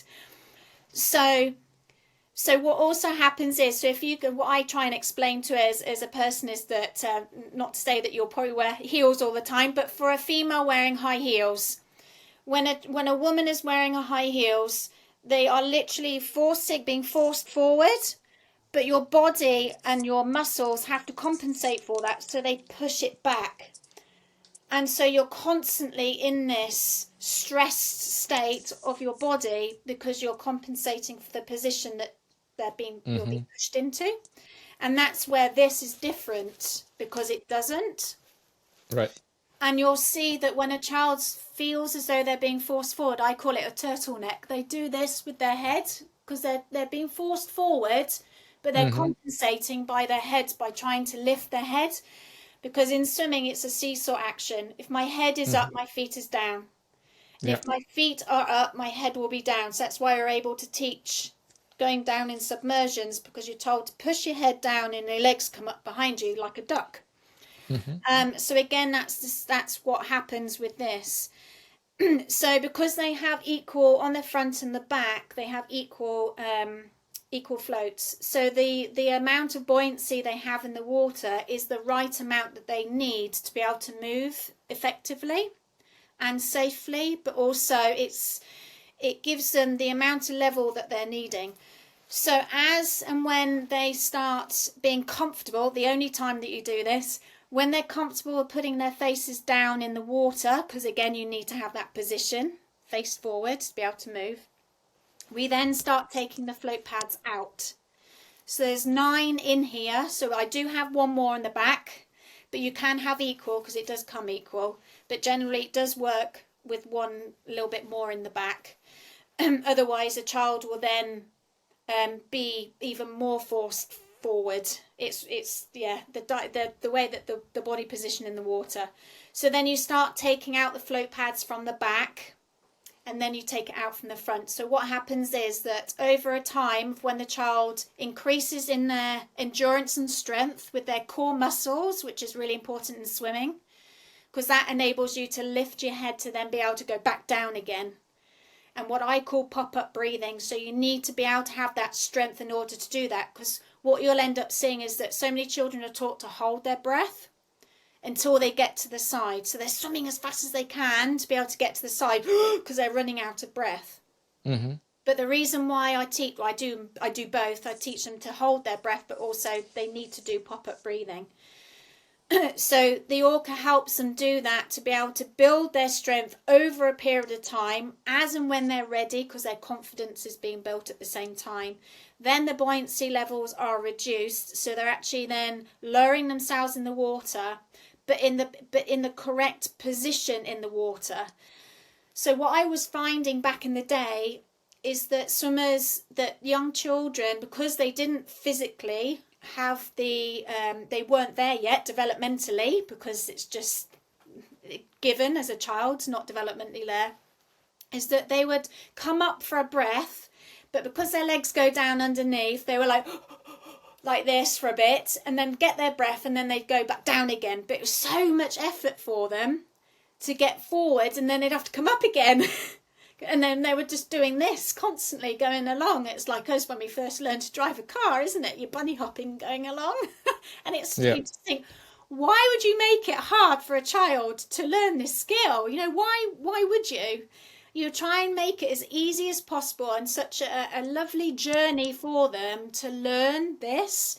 And that's why I then, thought, well, I've got to do it myself, because there's nothing else out there that works the same. And I've had so much success from using this, using the Orcas. It's unbelievable, because what happens also is that they are so strong, because throughout the whole time that they're in the water, they're moving. They don't need to sit and wait their turn. They're not having to hold on really tightly to the noodle just in case they let go, or they're not holding on for dear life on the side because they feel as though they're going to sink. And that's what a lot of children say, is that I feel as though I'm sinking. Whereas this, it keeps them up so that they can then focus on their breath control. They can focus on pulling their arms. They can focus on their leg kicks. They can roll onto the back if they want to, and then learn their backstrokes. Or, it gives them that flexibility, and it gives them the time to learn what essentially we're wanting them to learn in the water. And for me, I'm always a great believer in that. Why make it hard for yourself when you can make it easier? I can appreciate that. Yeah. And if you think about it in other sports, being a PE teacher as well, is that with the youngsters, say in tennis, we give them a bigger racket, and it's plastic, so it's not so heavy. You give them softer balls, sponge balls, we lower the net, and in basketball, we lower the net. We have bigger balls, they're not as heavy. And with any other sport, you help a child along. But then in swimming, it seems to be this whole massive concept. Oh, we can't use that because they think they're going to be reliant on it, because, what happens if my son doesn't have his Orca on and he runs and jumps in the water and he doesn't have it on, and what does he do? Well, that's where it comes in, is that you need to use this as a tool. It's not everything, but you also need to teach them how to swim without it on. And that's what we do in my lessons, is that they have it on to do the hard grafting, the hard work. And then we take it off and we do work without it on. So they're then putting all the pieces of the puzzle, so everything that they're working on, all their skills through fun games and activities, they're now able to put it into practice, and then they're able to build their independence with not using it as well, doing safety skills of where they jump and turn back to the side, or they do their push and glides and things like that. So, you know, when you're using these things correctly and properly, then there is no way a child... I mean, I have children that have been wearing these, and when they've been... I had one grandparent that said to me after the summer holiday, she came back to me and she said, Helen, she said, you wouldn't believe it, whatever the grandson was called, she said he got knocked into the water, and we didn't even know he'd been knocked into the water on holiday, but he turned himself around, got out, and he came to me and said, oh, Grandma, somebody's just pushed me in the pool, but I've just got out myself, and I've just come to tell you. And he was wearing one of these during swimming lessons, but he'd also learnt what to do without wearing it. So... You know what that makes me think of? The little wheels you put on a bike when you help them to learn a bike. The question I have about this is, because I understand that as you said, it's progressive, you take out the floats and you become less and less. And is the child then aware of the change, and then is it taking part of this process, and then eventually can be proud of themselves that they actually are now able to... Do you make them aware that this is what's happening? So it determines on the child themselves of how some are really motivated, the fact that you've taken it out. So you will say to them, oh my goodness, we're gonna have to take a float pad out, and you do it with them, or they do it themselves, they can take it out themselves. Or I've had to have some children of where I've had to sneakily do it. Because if they knew that some had been taken out, they would feel as though it was, oh no, they're taken out of me, or now it's going to be harder. Now it's going to be difficult. Yeah. So you've got to know the right person to do it with, whether or not you embrace it and celebrate the fact you're taking it out, or you ask the parent, or you do it yourself, or you need to take one out now without them knowing. Yeah. But you would never take it out unless you needed to drop them. Otherwise, it defeats the whole object of putting it on. Because where would someone buy it? So on our website, so it's orcaswimtrainer.com, and there's some information on there there's some couple of different videos on there about the benefits of it, and it breaks it down how to put it on. And, and also I'm going to do some YouTube channels now. I do have a YouTube channel and swim education, and it will be on there as to know that at what point do we start taking out floats, and how to really get the best out of the Orca if you've got it. So, are you able to get this mass produced if you're going to get hundreds of thousands of orders soon? Yes. Absolutely. Yeah, we have an amazing manufacturer. So he's really great. Mahir, he's called, and he would be delighted, and so would I. So, but for me, every time I have a sale of an Orca, I although it's my business, and I'm very small at the moment, but I have such a celebratory dance. A, because obviously I've made a sale, but two is because I know a child's being helped. And I know that another child is going to benefit from having this system, this graduation process, and that to me really that's why I'm doing what I do. Is that, yes, I would like to earn, obviously a wage off it, but ultimately it's because I really, really want to help these children to have that fun experience and exposure of water. So, learning to swim as an adult. What is your opinion on the current state of the teaching adults to swim? So I feel that unless an adult is asking for it, I don't think it's actively promoted the fact that if you can't swim as an adult, it should be something.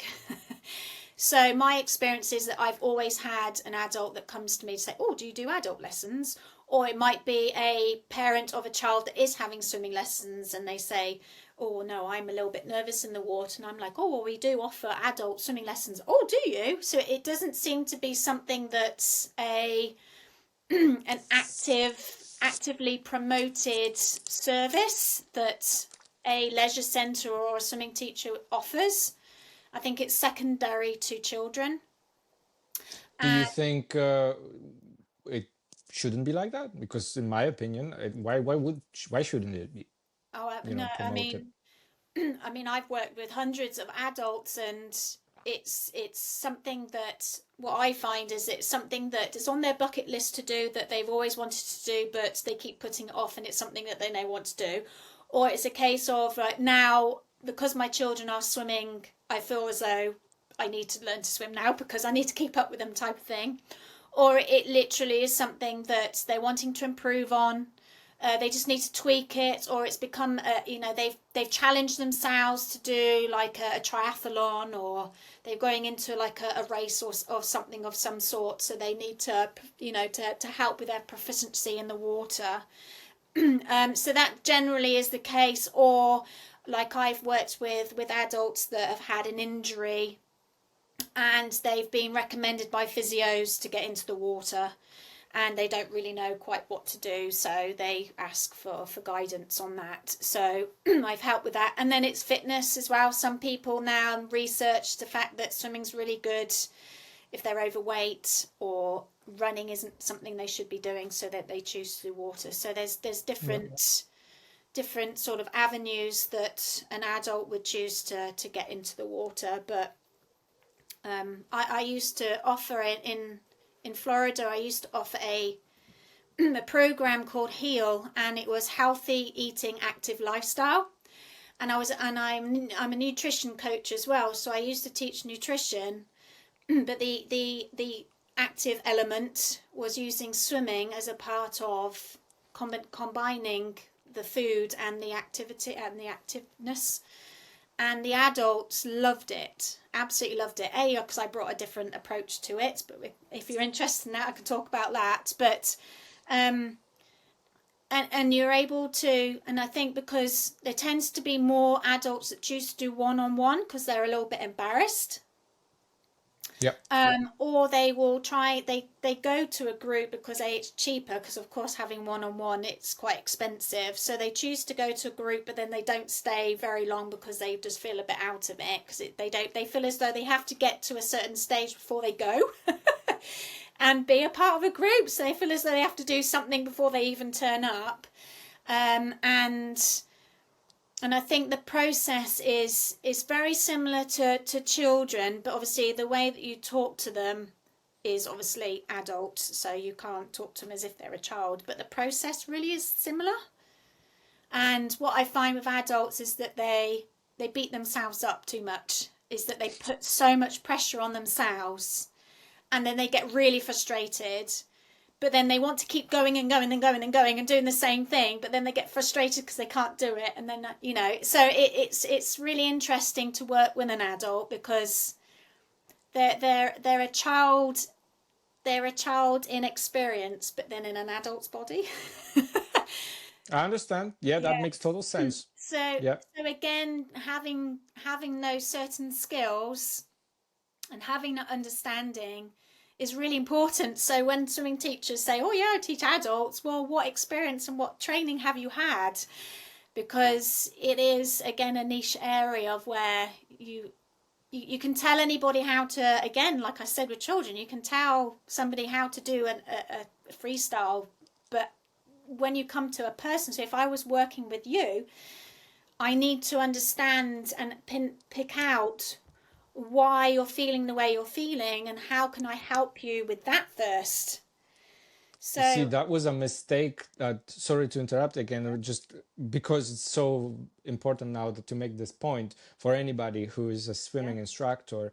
So I actually went to one or two, I don't remember, swimming lessons, Okay. and not a single time somebody asked me about my story and how where I like what is my relationship with water. Yep. And because of that, we just went straight into like learning to swim. And I'm thinking, this is so wrong. Like somebody's teaching me something, but they don't even realize that what's going on in my head. We should probably sit down for an Oh hour yeah. or so, and I should like explain to you what I'm struggling with, why am I struggling with this, and how important this is for me to overcome this particular fear, not this particular thing. So, for example, one of my biggest fears was just simply being in the deep end. Okay, Yes. that was like something that was massive milestone for me to overcome, and that didn't come up once. It was all about front crawl, put Yep. Hand catch here, head properly, here, your yeah, legs here. entry, Hmm. kick, spend at least 1 hour on kickboard, like Yeah. on your kick.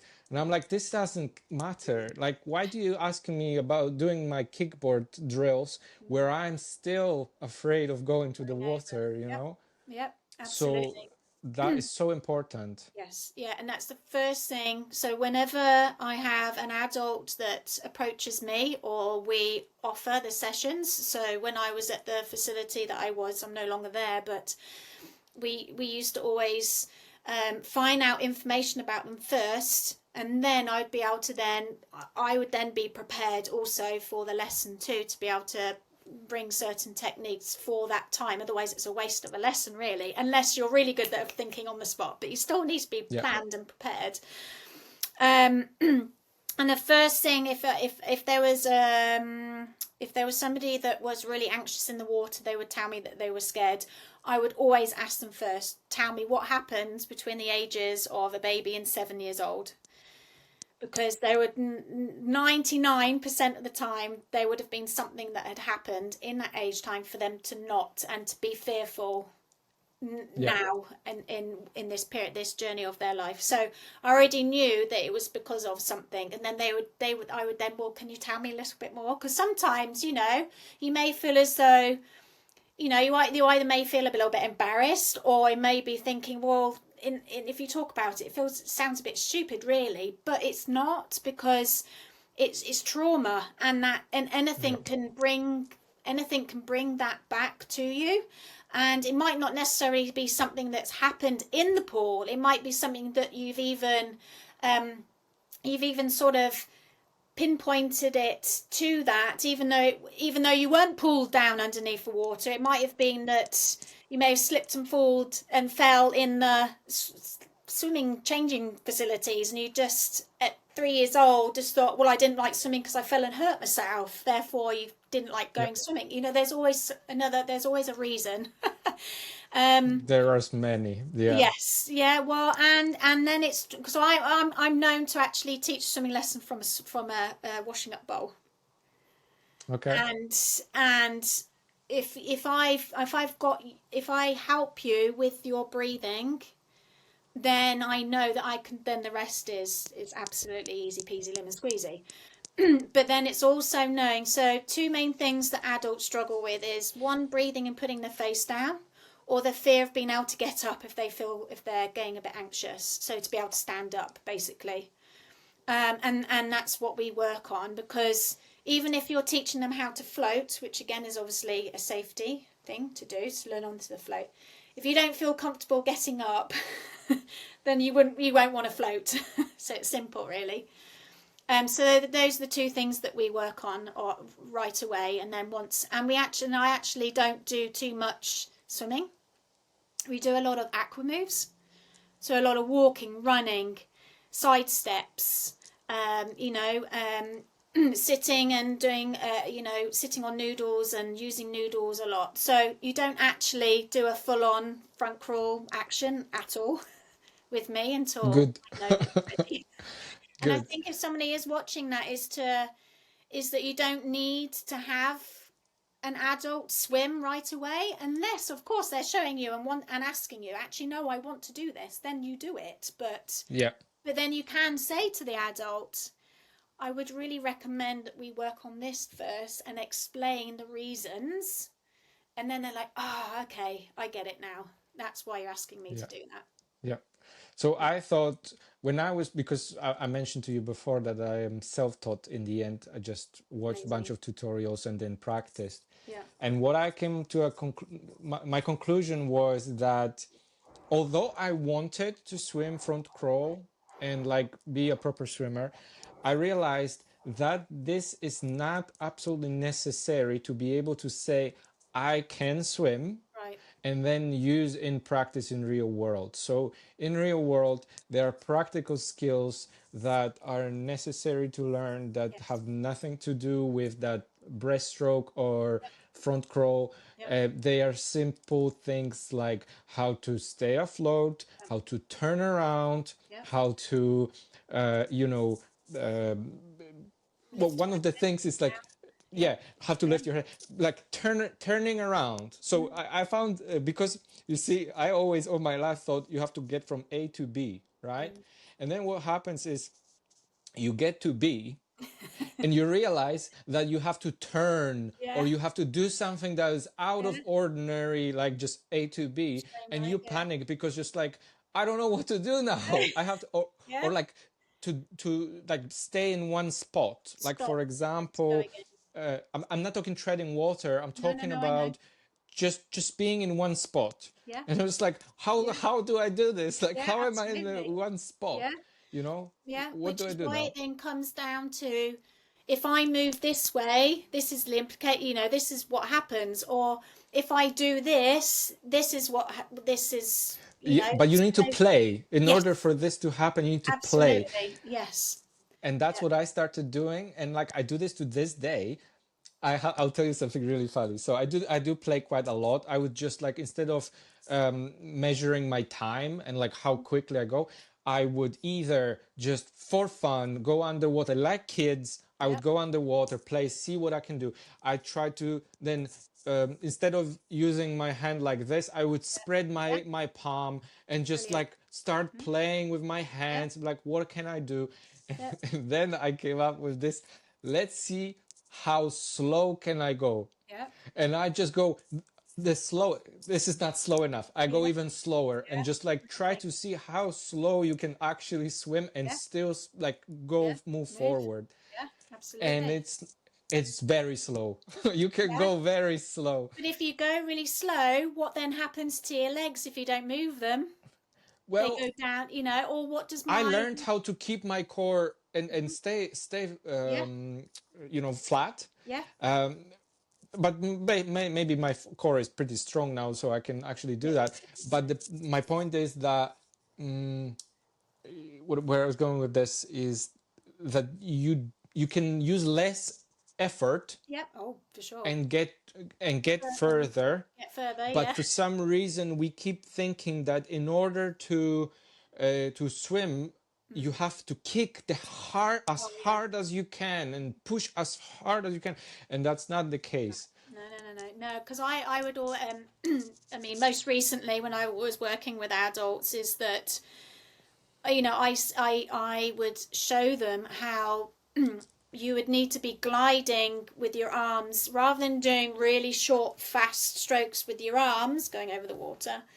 Is that you would need to again slow it right down, and you're focusing on what you're doing, because when you're doing this, you're just doing it motion. Yeah, if you're actually slowing it down, you're thinking about what you're actually doing. So you actually think about pulling through the water as opposed to just Yeah. moving through the water. But I love the fact that there's not many people that would explore like you did, because I would ask them to do that myself. Yeah. Because then, if, say for instance, if they were pushing off out from the wall, so we'd worked on obviously turning around and pushing off, but if they went too deep, or if they came too shallow, I'd be like, well, you need to now explore, what are you doing with your body in order, why did you go deep, or why were you too much on top of the water? And it's better for you to learn that way, which is why we come back to the children being told constantly, you've got to do it this way, no, you're doing it that way, no, that's wrong, this is right. if they learn it themselves, like you have proven, is that you've learnt more Yes. because you're doing it yourself and exploring, you're feeling it. And then what happens is that it's called muscle memory. So then your brain remembers that feeling. So Yes. you know next time, actually, if I did push off this way, I'm pushing off in the more the more fluid way, as opposed Mm-hmm. to not understanding why that's happened. So I know it's brilliant that you did that, because again, when you're doing this, how does that feel with the water going through your Oh, fingers? it's so much You know? fun. It's so much fun. I love it. And that's what children want to do too. And because we're taught now we're adults, well, why are you acting like a child? But we Yeah. still like playing, we still like Yeah. exploring. And I Do think, you know what I started doing? Just one more thing to add. yeah. Uh, I wanted to see recently if I can um, do breaststroke Hmm. without moving my legs, and I was like a plank of wood Yeah. just with my, Yeah. and it worked, and I was Yeah. able to do like 50 meters back and Absolutely. forth, no Yeah. problem, Yeah. without one time moving my legs. Brilliant. And that's hard to do, so well done you.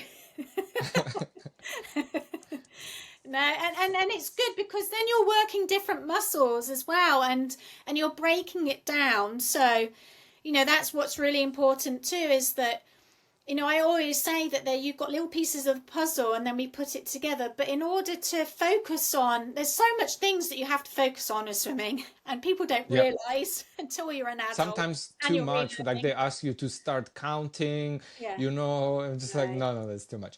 But No. there's a question that I wanted to ask you, and I'll be probably asking more and more people, but because you also have background in sports science, it's going to be Yeah. interesting to know. So there are two types of people that always say these things. Mm-hmm. One says, I'm so skinny or so muscly that I'm negative buoyant and I just sink. Okay. People say that. And I want to find out if that's the case and if there are actually people there that cannot float. And then you have people who are overweight and say they are not fit enough to Brilliant. be able to swim, which I know is wrong because I've seen overweight people swimming like Oh, they're crazy brilliant. and they're amazing. Yeah. Yeah. So generally, the fattier the person is, the more buoyant they are. So if you can think about a balloon, when you blow it up, it floats. But if you put something in it that's heavy, it will drop. So it's the I similar think they're concept. worried for fitness though, more of a fitness than about the floating itself Okay, in so this fitness. particular case. Yeah. So if you have more muscle mass, then you tend to sink more because of the density of your body. And Right. so I've worked with CrossFitters, and I've also worked with triathletes and athletic people, and they Okay. really struggle swimming because they sink, and they're very tight and tense, and so therefore they're the way that they perform in the water is interesting to watch. So Okay. we have to work with the fact either their legs drop too much, or they're inflexible because they're so Okay. tight in muscles. But like for example, one of my favorite things to do is to do the star, where Yeah, you just do like a star and you're surface lying on area. your face, Yeah, but on your face. yeah. Can they do that, or they absolutely cannot No, do their legs this? will sink. Really? Yeah, Okay. yeah. So working with larger people, and I've worked with a few of them because of working with this program as well. Ultimately, they were wanting to lose weight, but because they tend to be a little bit more relaxed, and they're more flexible, if you can believe, and therefore their movement in the water is more fluid. Mm-hmm. So because they again also then have more buoyancy, but they have more surface area, then Mm-hmm. they're able to move through the water better. Mm-hmm. So Okay. again, it's that thing about sinking or floating, of doing that experiment. Like for Yes. instance, you would have thought also, but there are some that you think that would float but do sink. So again, it just is one of these things that you can't really. Okay. Again, a physiological person, or what do you call them? Philosophy. I can't remember whatever they're called. Who know a lot about the body. They will tell you the whole, like, the proper reason why, because obviously they know about the densities and all this, that, and the other about the water properties. But ultimately, surface level, talking about here, pardon the pun again, is that for the majority, those adults that have more muscle mass will struggle more in the water than those that are of a bigger weight. So, because as I said, I have these conversations quite often these days. Like, for example, this morning I go for a dip to Portobello Sea Nice. here in Scotland, and I talked to a gentleman who's over 50 and he's overweight, and he mentioned that he was like talking about these things and wondered how this is going to, because he can't swim, and Right. like he actually it most likely going to be my first client. Um, Okay. so so basically, yes, I'm exploring this. Want to find out the answer whether there, because sometimes these can be legitimate reasons why somebody will have it harder, Yeah. Oh, absolutely. and Yes. sometimes it can also be used as an excuse to Yes. not do it. Yeah. Oh, absolutely. The thing as well is that, because I had one particular gentleman that comes to mind, is that he really, although he was quite a bigger gentleman, he really couldn't get his legs. His bottom almost like was up. His legs were down, and we couldn't. He couldn't bring his legs up in order to, because he was kicking really quite deep. So of course that's like swimming through treacle and honey. It's really, really quite hard. So we need to bring them up. So I would use noodles underneath. So similar concept to the Orca is that you would put a noodle underneath his hips or a Hmm. little bit further down to be able to lift that bit up to be able to then kick. Because then what then happens is, the more often you're doing that, you're helping with the muscles that you need in that particular area to help. But then your brain is then thinking, I need to do this in order to keep my legs up to be able to then kick. So there are instances of where you may see, you may think this person should be moving X, Y, and Z, but they're not. or Hmm. or somebody might say to you, well, in theory they shouldn't really be sinking because of this, that, and the other. It just might be one of those phenomenons of where you can't even explain the reason why. It just is what it is, but you just got to deal with it. Yeah. And think of ways Yeah. around it. And I've used loads of different things to try and help people. Dumbbells, barbells, noodles. I've even used water belts and things like that. So You're very creative. Um, my question to you, for this section end, would be, we're about to, or we already are in the summer yes, season.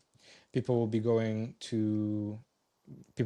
abroad to yeah, different destinations with access to water. yeah. Uh, what would you encourage or tell people, to keep their experience in the waters safe, even if they didn't have a chance to learn to swim yet?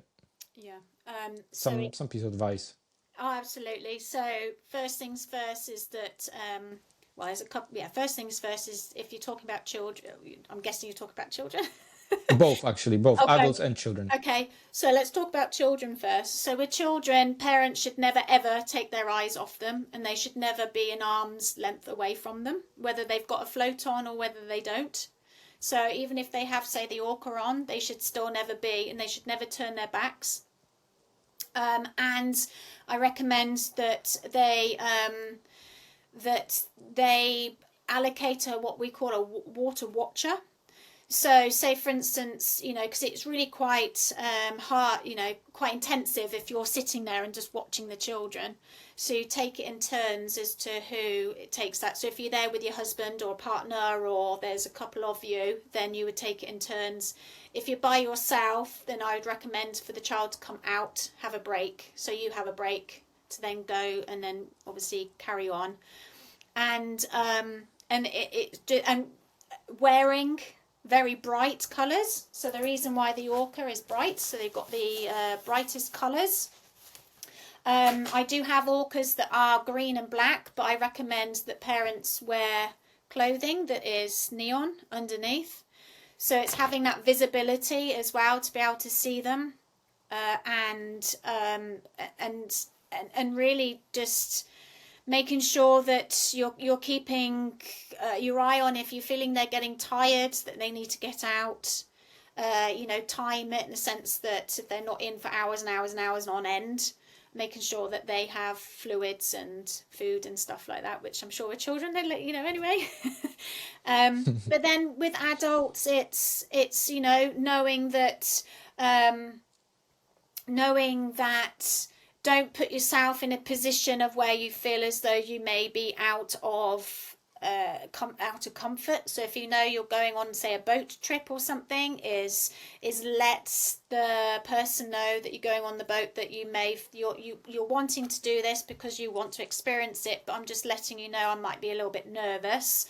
So they may actually recommend that you either sit near them or next to them, or something like that. But of course, you're needing to make sure you wear your float device and safety devices, not just anything, and just making sure that if you're going into a lake or something that the visibility is very poor, is to make sure that you check that it's safe to go in. Really, it's just using, one would hope that you're using your common sense, but that may actually, sometimes for some people you do need to be prompting them, but I think if you're feeling as though you're not feeling comfortable enough, then don't do it.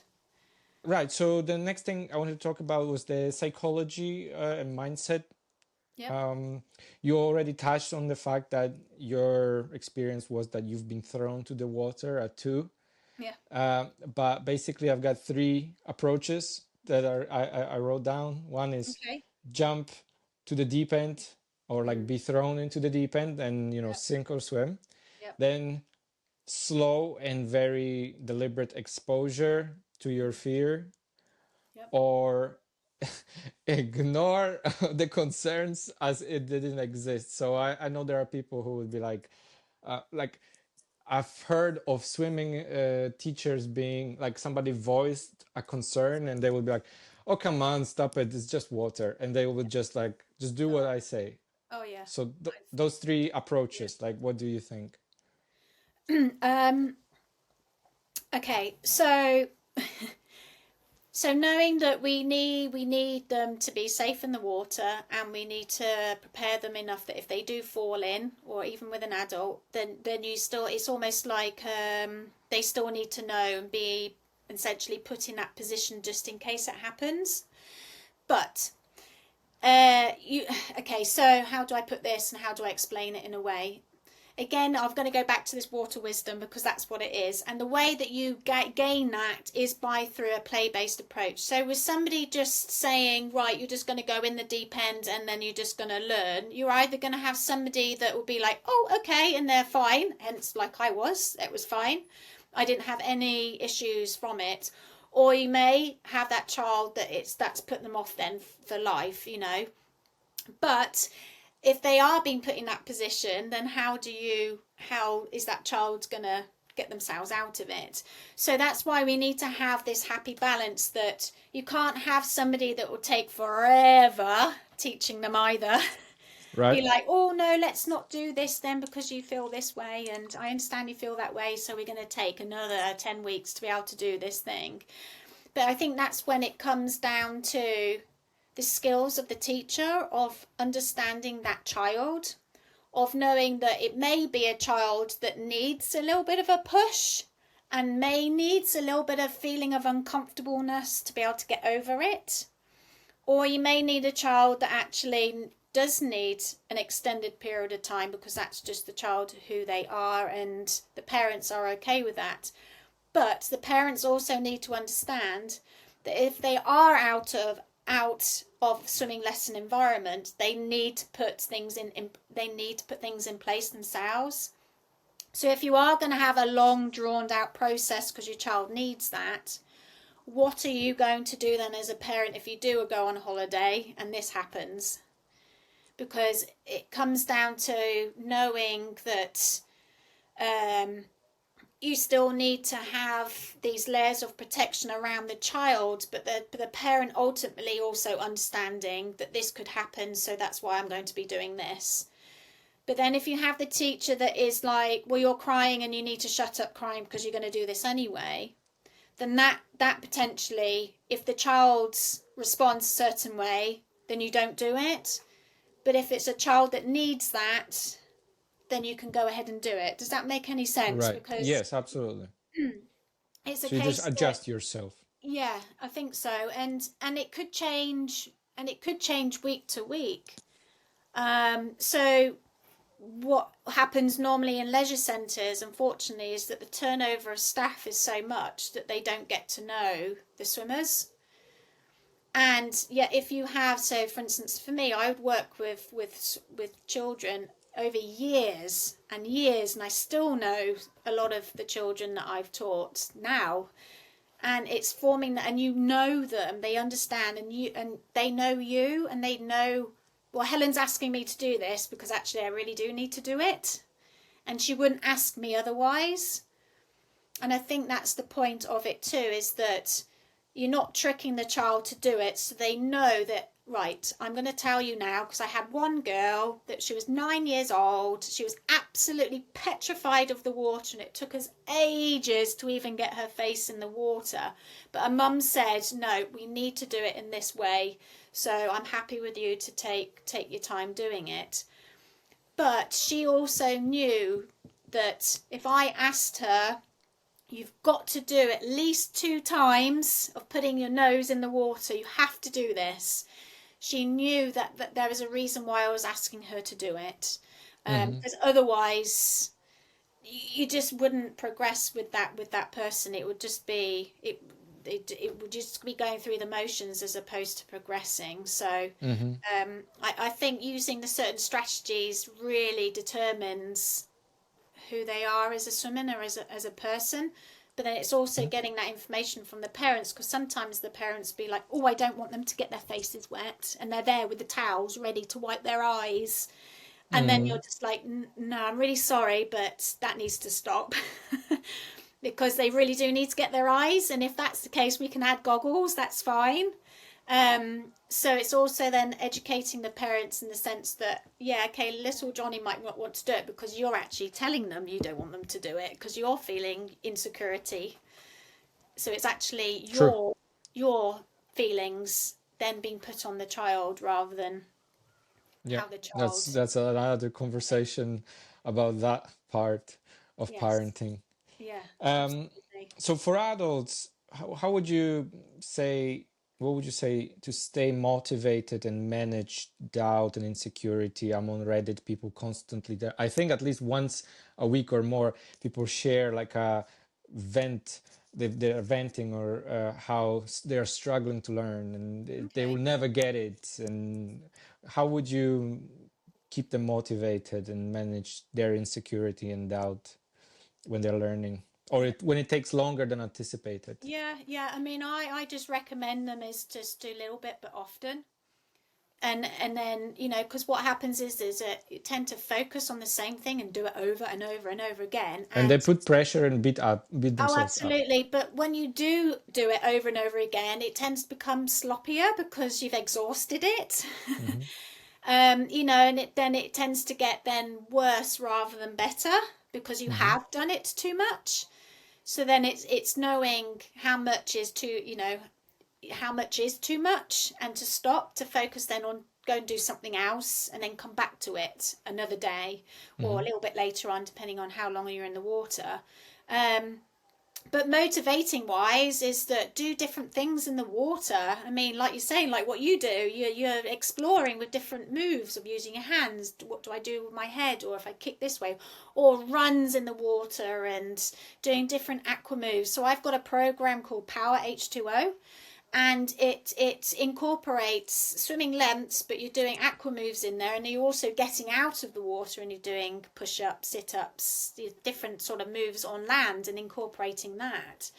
So it's creating that sort of session that you're doing. So if you're designing your own program, it is making sure that you're doing an interesting session for yourself, as opposed to saying, right, I'm going to go tomorrow and I'm then going to master X, Y, and Z, instead of going, right, I'm going to just go over this, going to practice that a little bit, but then I'm going to do this, this, and this, and this, and this.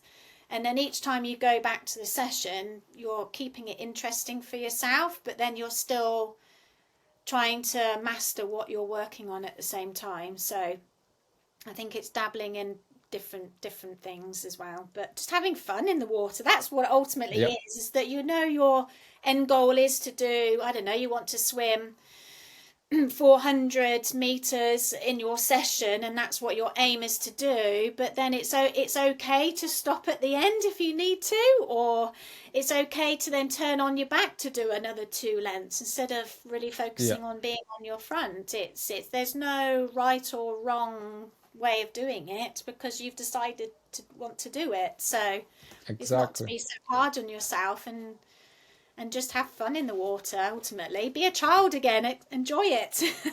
Yeah, I love that. I can imagine that because when you do your qualification, they do tell you how to do your program, like how structure everything, but do you get to actually then, you have to follow it, or can you create like your own way of doing things? So they always give you templates, and then Right. ultimately it's down to the facility that you're working for. Okay. So But it if might, you're your own business? so if you're independent, like I was, Yeah. you're actually, well, by law you don't actually even have to be qualified. But obviously Right. Okay. it's better practice to be qualified, Of because of course. course the more knowledge, the, you know. Hmm. And also down to insurance, you need to be qualified in order to be insured. But not to say Hmm. that there aren't swim schools out there that aren't qualified and aren't insured. But, Wow. you know, Okay. that's again another area that needs to be talked about. But so you can either follow what they give you, which I found is actually very confusing. So Right. that's why, again, my services are there to be able to provide a more simplistic, simple approach. Hmm. And that's where it's then come down to where it's become very strict on what you should be doing as opposed to what you could do. Hmm. So I actually designed this swimming planner, and it's specifically for swimming teachers. So in there is a lesson plan example, Hmm. but it's simplistic, because what it can happen, and I found this when I was teaching in schools too, is that sometimes, and again talking about the Orca making it easier for yourself, is that sometimes it becomes too much detail that you don't really need. And when you're a new teacher, you tend to think, oh, I've got to do this and this and this because that's what they're telling me to do. But it doesn't have to be that in detail. And what you tend to do is then focus on this as opposed to what's in the water.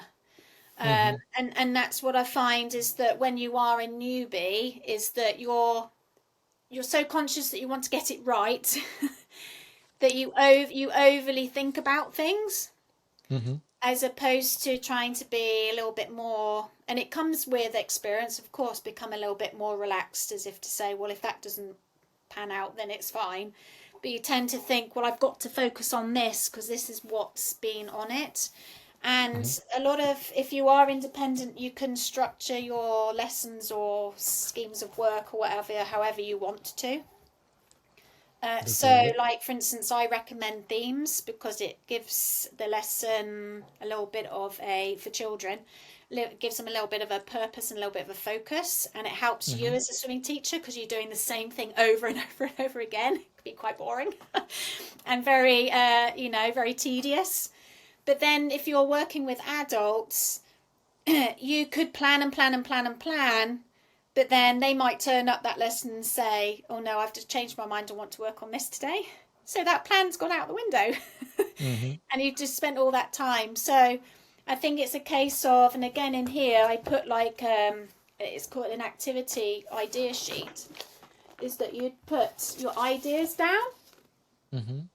and then you would then focus on, okay, well, what that be working on. So you'd put your ideas of your activities, and then you would be like, oh, that helps them with their breath control, or oh, this activity helps them on their back, so I'm going to work on their backs. Or actually, that works really nicely with doing, you know, X, Y, and Z. So if you're putting all your ideas down of what you want to do, and if that doesn't flow, then you've got people like myself that actually helps with that. Because of course I can give you those ideas to prompt you, because not all the time you can think of different things, because you get a bit stuck and blocked. So then that's why then, like the other books that I've written as well is activities.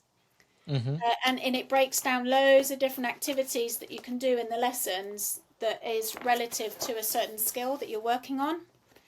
And also for the higher levels for children, if they're in higher stages and that they are doing their 4 strokes quite competently, games are still really important. So I've also got a book that helps with that.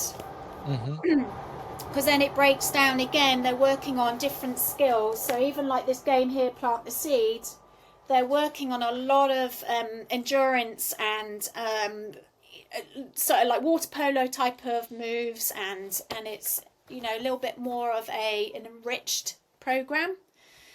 So I think that when a new teacher is watching this, is that you are qualified now, but there's a lot more learning to go on afterwards of finding out, you know, how else can I do this? This might not necessarily be the right way just because they've told me this is the way of doing it.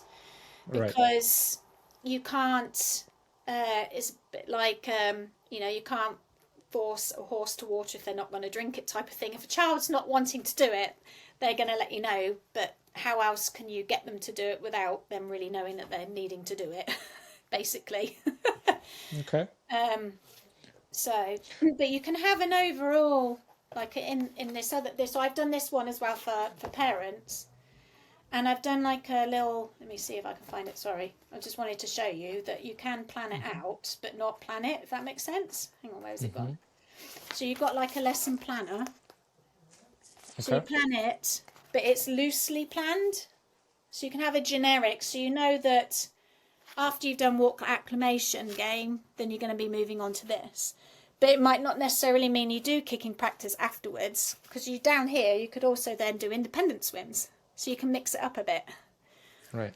But a lot of places that qualify you will say no, you need to do warm up, then you need to do this, then you need to do that, and that's not reality, I don't think, anyway. That's just my personal opinion. Well, as I said, there's room for innovation. I think if we want things to change and improve, they need to change, you know. Yeah. So we kind of have to look into. Then they may be, you know, a child that really doesn't want to be on their backs, and if that's on your list for them to do is to go on their backs, and they're really causing issues, and the fact is that they're putting their foot down to say I'm not being on your back, then I just sort of say, well, that's fine, you can carry on your front. Whereas some teachers will say, no, you will be going on your back now. And that's when it then causes frictions and issues, and they're challenging and they're being naughty, and you know, because we wouldn't say that to an adult, would we? If you came to a lesson with me and you said to me, Helen, look, I'm not really feeling it on my back today, I'm not going to say, yes, you will, Helen.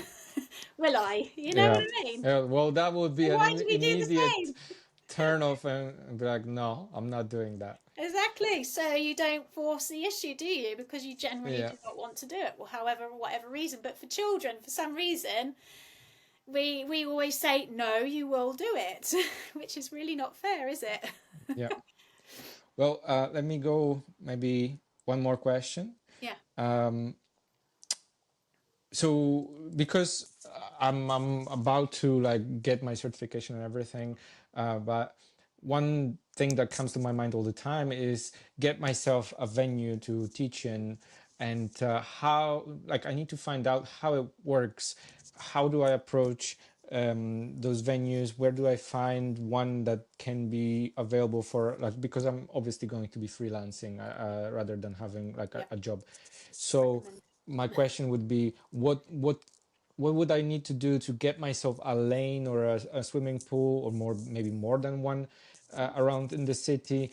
And roughly, how much would that cost me? Basically, like how it all works out in that sense. Okay, so there are a couple of different options. What happens normally when you're an independent swim school, a lot of leisure centres or sport complexes won't want you unless you Right. are employed with them, because they don't want you bringing in people and teach them and you get the money. They want it. It's plain and Right. simple. So, but what you could do is that you can be an instructor in there, but you rent a lane, and then you could have 15 people in there, and you get the rest of so you're self-employed within the facility. So you could do that Right.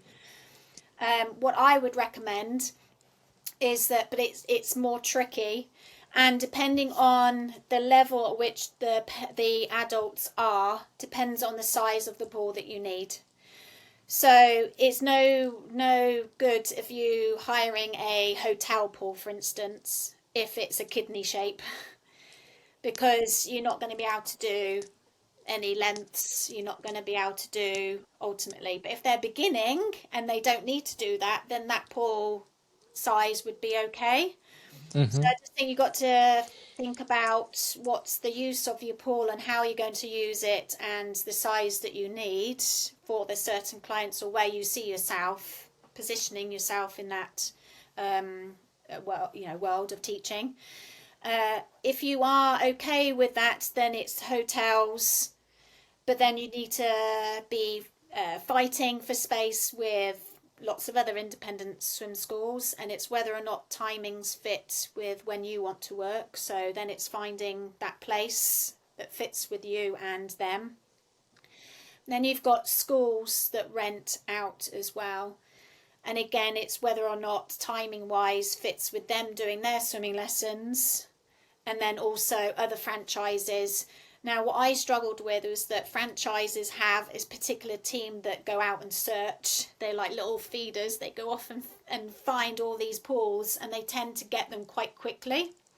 So little olders get there and they're like, oh no, such and such has got it now, and therefore it's not available. So, it's a little bit more tricky in that sense to find somewhere. You can do it, and they are quite expensive, but again depends on your area. So in my area I had one quote of a pool that was £75-80 an hour. Right. It, and then I could do whatever I needed to do. That was the going rate for the hour. And for full use of facilities of the showers, changing rooms and things. But because it's smaller, you've got to make sure you know about the water. So you're checking the chemical. They pass that on to you. They don't do that. So you need to check that every time. Or in just up the road, maybe 5 miles up the road in the opposite direction, I then had a quote for £35 an hour. Right. But then the facilities weren't as great. It's a bit older. It was part of a house, like attached to the house. So you just need to figure out as to where you see yourself and how you see yourself teaching those particular adults, and what level that you're teaching them. Because if you're teaching an adult that's put himself into a triathlon and needs to be swimming distance, then you're not going to put him in a small hotel pool.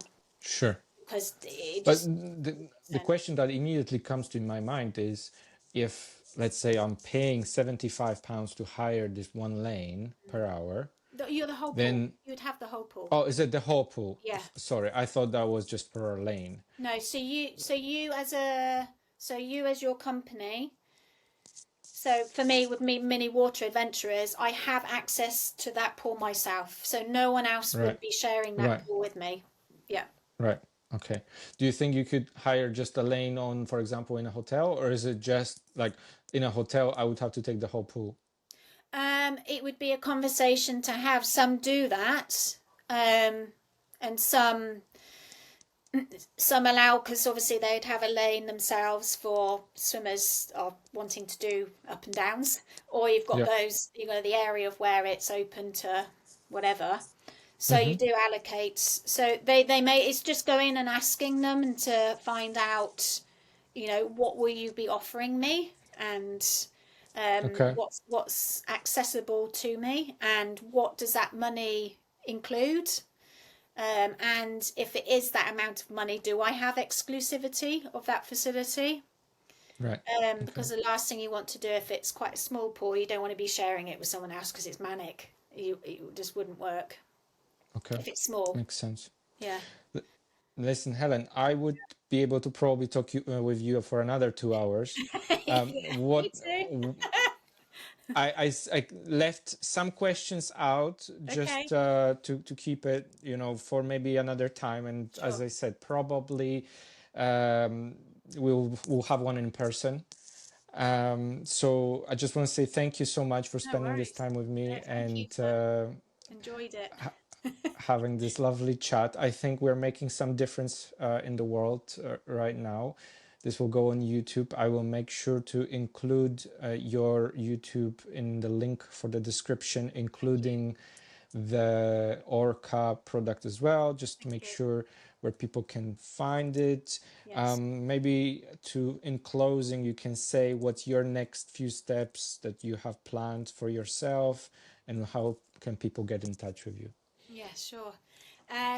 So my mission really is to bring more awareness and sort of bring mini campaigns to other swimming teachers, because once you hit swimming teachers, you're hitting more because they go out into their swim schools.